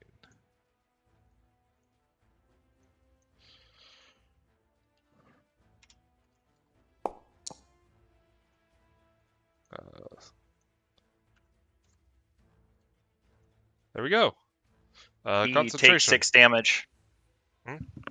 He takes 6 damage. 5, right? Because it's 5 per... I upcasted it So it'd be... at level 2, 10. so I have 10, and he hit me for 6, so he takes 6 damage. No, he just takes flat 10. It's that the damage that they do. They take 5 per spell level. As long as you have that, that's what they take. Oh, okay. Yeah. Armor of Agathis, very strong, especially with the multi-classed Abjuration Wizard and Warlock. Fantastic spell. Oh, yeah, okay. Cool. All So, right. Ah! As you hear his skin freeze over. Vicus goes, hold on, brother, and he moves his orb, his fiery orb, into and past this individual, which I need to go figure out. Is the curtain on fire yet? Deck save.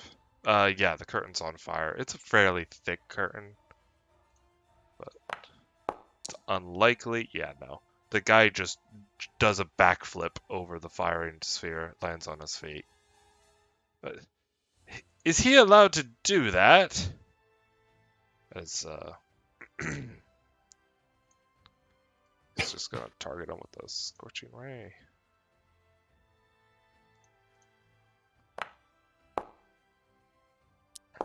Hitting him. Should be one more. Yeah. Oh yeah. Vicus actually does something as he falls over dead with 3 bolts of scorching ray hitting him. And Wow.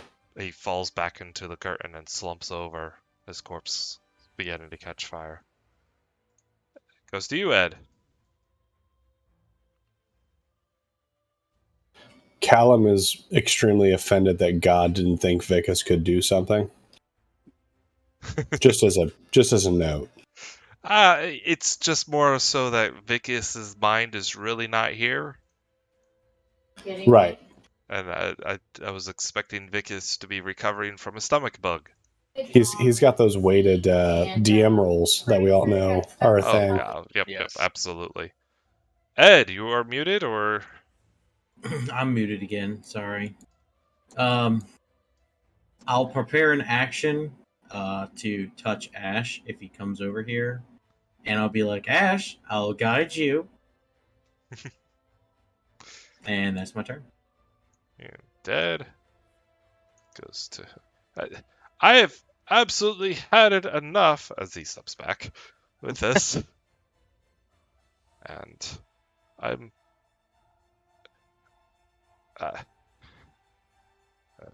Do this, and he casts a spell. As you see, the wounds that he has received begin to heal. Oh. Ash, your turn. Does that help with attacks as I step over to get it whichever way it goes? Guidance. One It's just ability touch. check. Okay. So that's 10, Or 20. attack. Bonus action hide. Roll under the curtain again, please. And come up and stab. Do I have advantage? I need you to roll stealth. Ah. But he looks much healthier than you last saw him. Though he seems to be preoccupied with healing himself, so you catch him off guard. Come on, dice. Able to hit. Get your sneak attack. 16 in total. Ah, you again! I said deal with this elf! Anything else? Yeah, I'm gonna. And I'm not. I'm not gonna roll back out.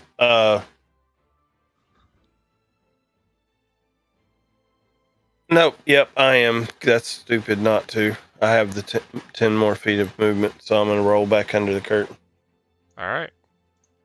And you have mobile, so it doesn't matter. Goes to Callum. Brother, your friends need help. We can't just leave. So how would he react? Put out the fire to save everybody. Okay. As he drops concentration on Flaming Sphere. I use my action to dash. 20. Make it to the curtain here, and that ends my turn. Frost! I'm finally gonna do something. Been pushed Join around the this whole club, fight. bro. Actually, I'm gonna go Chasing- for this one here. Chasing your quarries. Yep, and I'm going to cast Frostwind Blade. It rolled damage, but it shouldn't have. That's fine. I Um, healed it. And then it's just a short attack.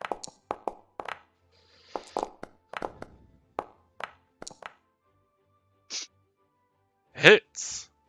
So Doing the damage, and now that 3 applies, right? Okay. no. So Frostwind Blade is now on his the next time the target you hit makes an attack before the end of your next turn, it must choose either make the attack with disadvantage or to take 1d6 cold damage. Okay. The 3 applies though because he's over 5th level, so the attack does an additional 1d6 frost damage. Oh, okay, yeah, so I guess it does. And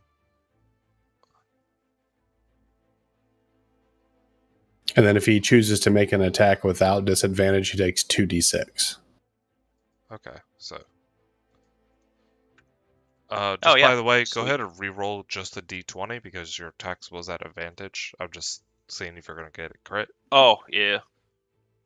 Just roll. Just roll a d20. Okay.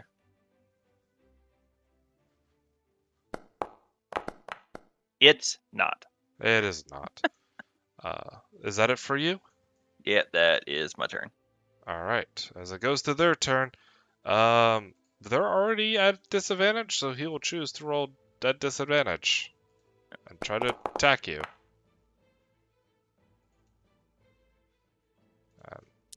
Along with this one. As they both just fumble wildly into the darkness, trying to slash at you, not knowing where you Unfortunate. really are. Goes to Vicus. It's gonna be. I don't have anything to help Callum, unless he died, or if I want to set him on fire. So. Yes. Goes ahead. The recipe said set the oven to 180 degrees. But now I can't open it because the door faces the well. Can I roll under the curtain? Hello. So that's the bad guy that's literally touching me, right? Yes. You're not the elf! Who are you? Oh, hello. And I will cast. Hold on. I'm actually gonna say the oven joke to him as I cast Tasha's Hideous. And you don't need to roll because you rolled an 8. Rolled an 8, but what is the save? 15. Oh, well, it's a wisdom. Oh. Well, yeah. Okay. Yeah. So you're prone and incapacitated. As he begins to laugh uncontrollably onto the ground. I love how we're just like head glitching this guy right now, like Call of Duty, like under the curtain, back to the curtain, under the curtain, back through the curtain. The halfling came from underneath the curtain! Alright. I don't think I have enough movement to get out, so I'm just here. Goes to now. you, Ash. Rolling back under the curtain. Do you see a laughing gurney rolling around? On the ground. Well, sad day for you, Gurney. They put me on you, and my friends came with me, and this is your end.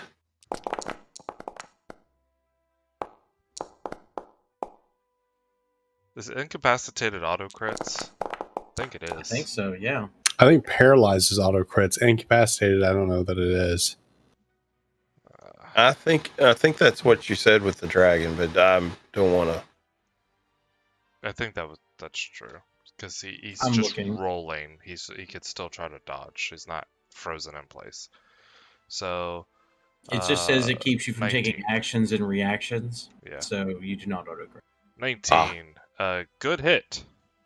But he's still moving, and now he's going to attempt to break free of this laughing fit. What's your save? 15. Ah, he does break free of the laughing fit as he screams out in pain. Ah! Callum! When he screams, I say, "There's that pepper." I will walk over here, use prestidigitation to put out some flames, and end my turn. Okay. Artorias! All right. I will target this one this time. And Frostwind Blade. And oops, god damn it, I didn't roll with advantage. Motherfuck. It still hits, but go ahead and roll a d20. I mean, he's dead no matter what, so... It's just, do you cut him in half or do you just cut him through? Crit fish. Why are you not? Holy Oh fuck. my fucking god. It wouldn't roll, and then all of a sudden it rolled a million of them. It's a 5. Already.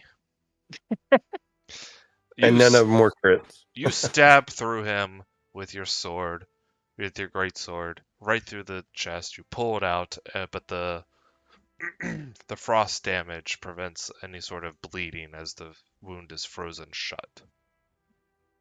And he collapses to the ground. And then I will drop my blizzard. All And right. end my turn.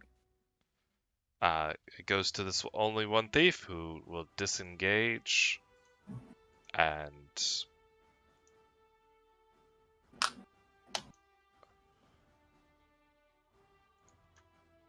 run away. Sliding underneath the curtain, sliding off the stage, and just booking it. Goes to Vicus. It's like, there's something I can burn. He goes, idiots. Visibly proud.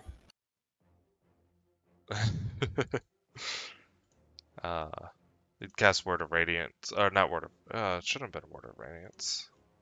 I cast the wrong spell. Sacred Flame is the one that I wanted.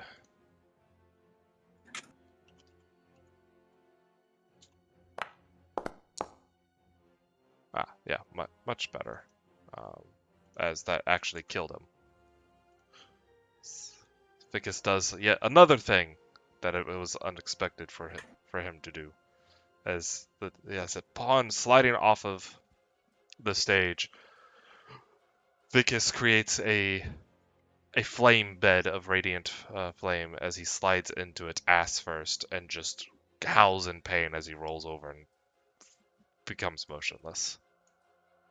Be cleansed of your sins! Yeah. Ed. He's no longer laughing. So, do you care if we are you going to care if this guy dies? Do you still want to torture him? He screamed enough. We'd kill him.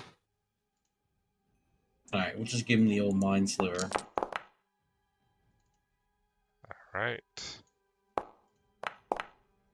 Failing, taking psychic damage. Ah! Did he ever stand up? Oh, it's now his turn, and he stands up. And he casts a spell On me, baby. on himself.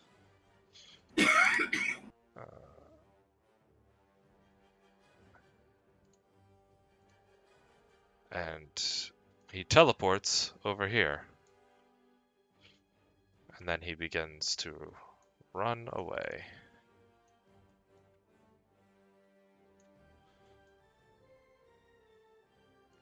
Ash. I roll under the curtain. You see, Callum is casting magic to put out the flames. I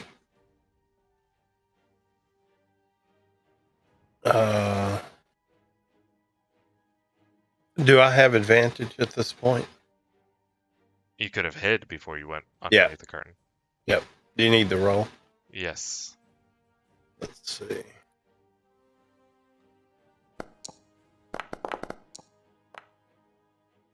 He does not appear to notice you, more focused on avoiding Vicus and getting away. Here we go.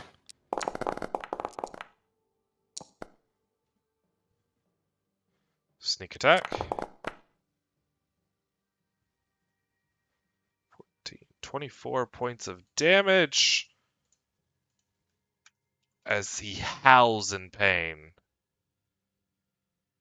And a huge splash of blood emits from him as you get him through his thigh. Okay, and I'm gonna move. Let's see.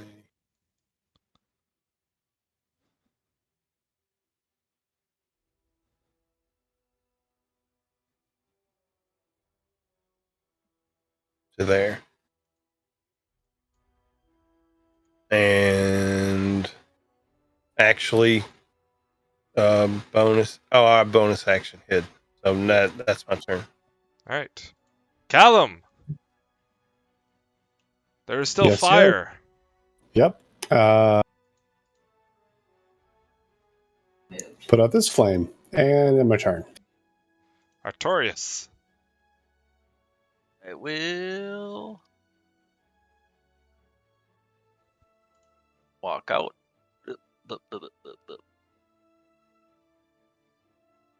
He's right there. Mm-hmm.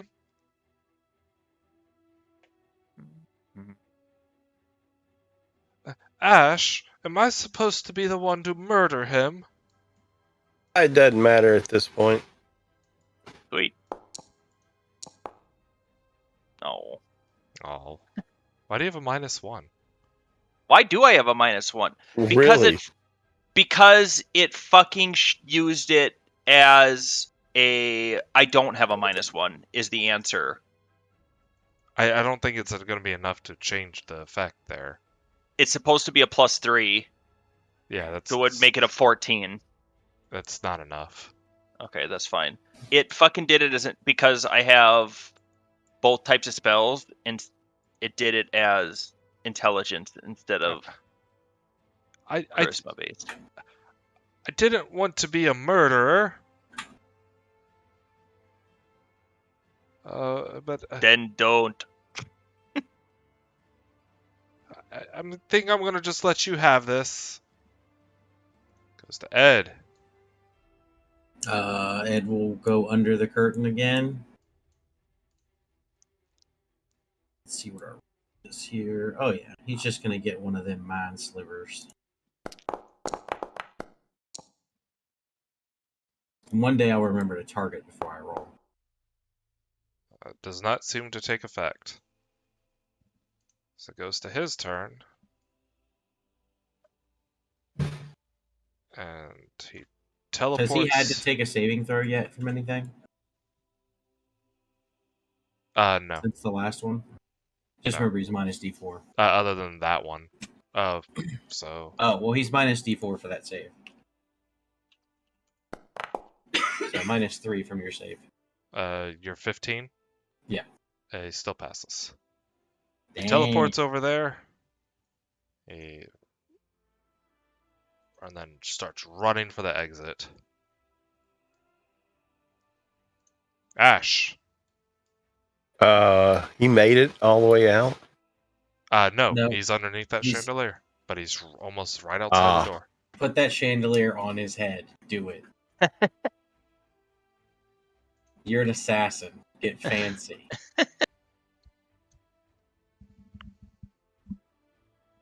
It's within 120 feet if you had a longbow.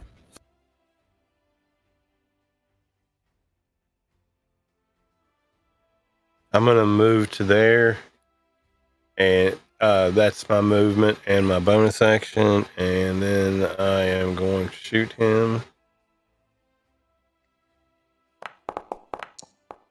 Oh, there it is! Holy shit. There it is! Roll that sneak attack just for the flavor. Roll again. As you do 31 points of damage, putting an arrow through the back of his head and out of his mouth. Gurney falls forward onto the carpet, his red blood deepening the color of the red carpet. Did he drop anything or throw anything when he said, I think I'm going to let you have this? Or was he just saying, I'm out of here? I think it was I'm Vickers out of saying it. that. He was saying that to the thief. Ah, But that ends your combat. And Ed is immediately looking in this chest and looking at this guy to see if he has that bag of coins. We need to get the fuck out of here soon. Is Callum's charm effect has ended? Callum's charm effect is ended. Okay. So the chaps got the better of me there. Yes, of course. Let's figure out what we need to grab and leave immediately. If I click loot all, does that go in our party inventory or mine? That would go into yours. Is there a way to put it in the party inventory, or do I manually have to type it over? You'll have to open up party inventory, or I mean, you could click and drag stuff into the party inventory if you're talking Okay, about I'll just do the that. character sheet. I'll do that. Do we find the bag of gold, or is that just part of this? It's part of it in there. Okay. But searching the bodies quickly to recover gold. Going back behind the curtain, you see Ed with a chest. Ash, you are searching Gurney's body, and yes. And everything. what do I need for proof of his? Do I need to take his head or? No, because the magical trace will just stop. Okay. Do I need to take the whole body? No, you don't have to do anything with the body unless it's requested. Nope, didn't mean to do that. So I don't need anything from him to prove that the magic trace will prove it happened. Yep. Okay, yep, but I'm still searching his body. You need a roll? No. Spending the time, you realize he has magical studded leather armor. He has 2 instruments on him that appear to be magical. He has a rapier, and there are more than 1 daggers in the loot. Is it in the chest in there? Yeah, everything's Yeah, in the I've already chest. brought everything over. Oh. I would definitely like to, when we get a chance, identify that armor because Ed's very interested in it. Anything else in here before we should go that we should look at? And should we just go ahead and knock this down and burn this building down so they can just think maybe a fire broke out? Hey, there's another safe back here behind the bar, I think, if we didn't check. Whatever's in it isn't in this chest. Well, there's also some gold right here on the table, so... Those are candles. Yeah. Oh, okay. Anything behind the bar? There is a small steel safe sitting on the floor with a chain to Anyone got a lockpick? the floor. I do. There's a safe here. You should come open it. I'll guide you. And then Ed's gonna run over here to where these guys were. Is there anything in this room where they were hanging out? Uneaten food, drinks, nothing else. I'll use a spell slot for detect magic. Is there anything else in here that's The candles, spider sense? the candles, and the chandeliers. Okay. Ash, lockpicking check. Plus D4. You are able to pop it open quite easily. You find 18 gold, 25 silver, and 19 copper. 18. I'm sorry. 18 gold. I don't remember the rest. 25 silver. And 19 copper. Okay. So do we want to burn this place down? Or make at least it collapse from this pillar here? Can I just add that to the party loot? Is that okay? So I mean, you Okay. guys are part of this too. That's my gut says to make the building Okay. collapse. Yeah, Callum puts his hand on the pillar and just casts Presto, I don't know, 20 times to get it to catch.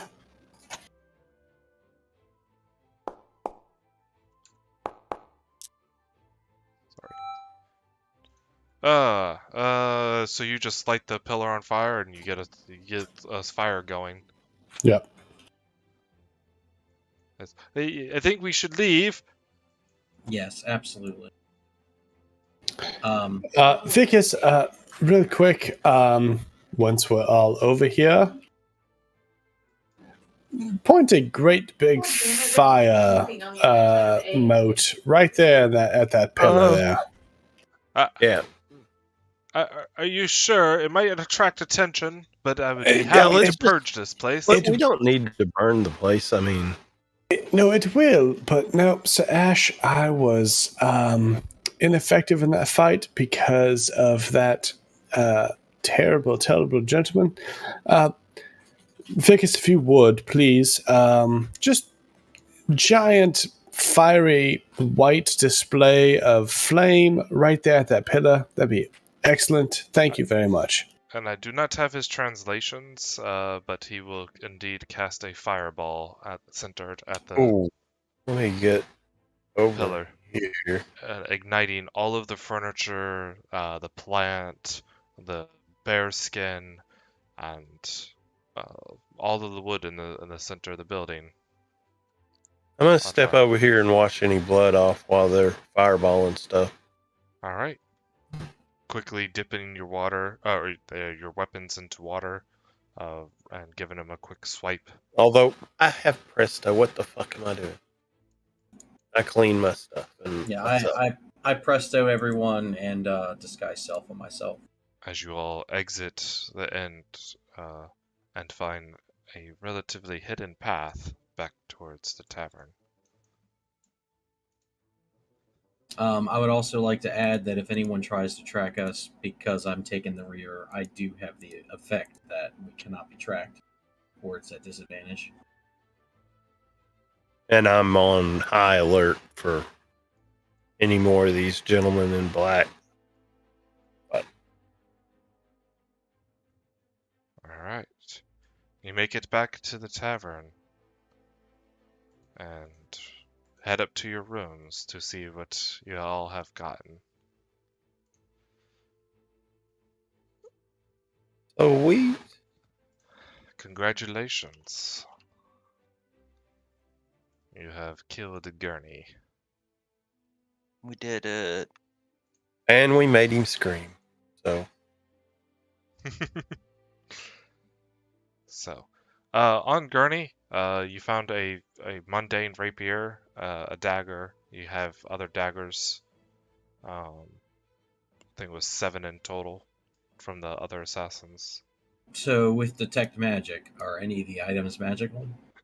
The leather armor it's a +2 studded leather armor upon identifying it. that's a Okay. new portable hole. That's the one we bought. Oh, Um, Damn. and then the 2 instruments. I just assume party loot is the portable hole that we just Yes, it toss is. all the shit in there. okay. And then the 2 instruments. One is a instrument of illusions, and one is an instrument of the bards, which seems to be fully spent on charges, probably used during the play. And in total, you all got 675 platinum, 2,808 gold, 6,482 silver, and 5,087 copper. And to answer your question, that is after the 15% cut for turning in the rest.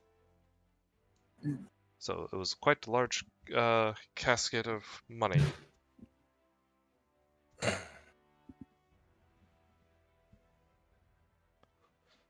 Sweet. So you said that's after we turn in the bounty. So that Yes. gold is okay. Gotcha. Hey, does anyone really, really want that +2 armor? Because Ed kind of wants it. What would it do? So that would okay. So that would bump my AC from an 18 to a 20. So having an 18 AC is pretty great at this level anyway. So I do not mind. I'm just saying. I like, don't know. I I've think got that an 18 AC and I got beat the hell up. right. No, I understand. But Callum, Yeah. I think is the like one of the only. You also have a 30-something fucking AC. If I choose, yeah, that's true. No, it's. I think I'm going to stick with my current armor. I think So it's 27 if I so no, it can't be 29 if I have haste on. So I'm pretty set on AC. So I don't need it. I'm just the only other character that can use it. So if you ever end up getting rid of it, don't sell it. But I don't need it. So really, it just comes down to you and me, Ash. I mean, I don't absolutely have to have it. No, I can fully use my. I don't know. I'm good with my new armor.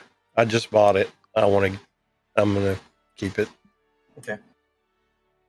I plan to get it enchanted, but that's if we ever have downtime for that. I don't know how we'll particular do you it. are, DJ, about it changing size from a medium character to a small. Magic equipment scales to its user. Okay. So I'll as just soon as check you it on my attempt sheet. to put on the armor, it scales to fit you. It's like magic. It's like magic. Yeah, like man. An almost perfectly timed session, as this is where we will call it for tonight. So I'm going to go ahead and cut off the stream. Feel free to Awesome. rewatch.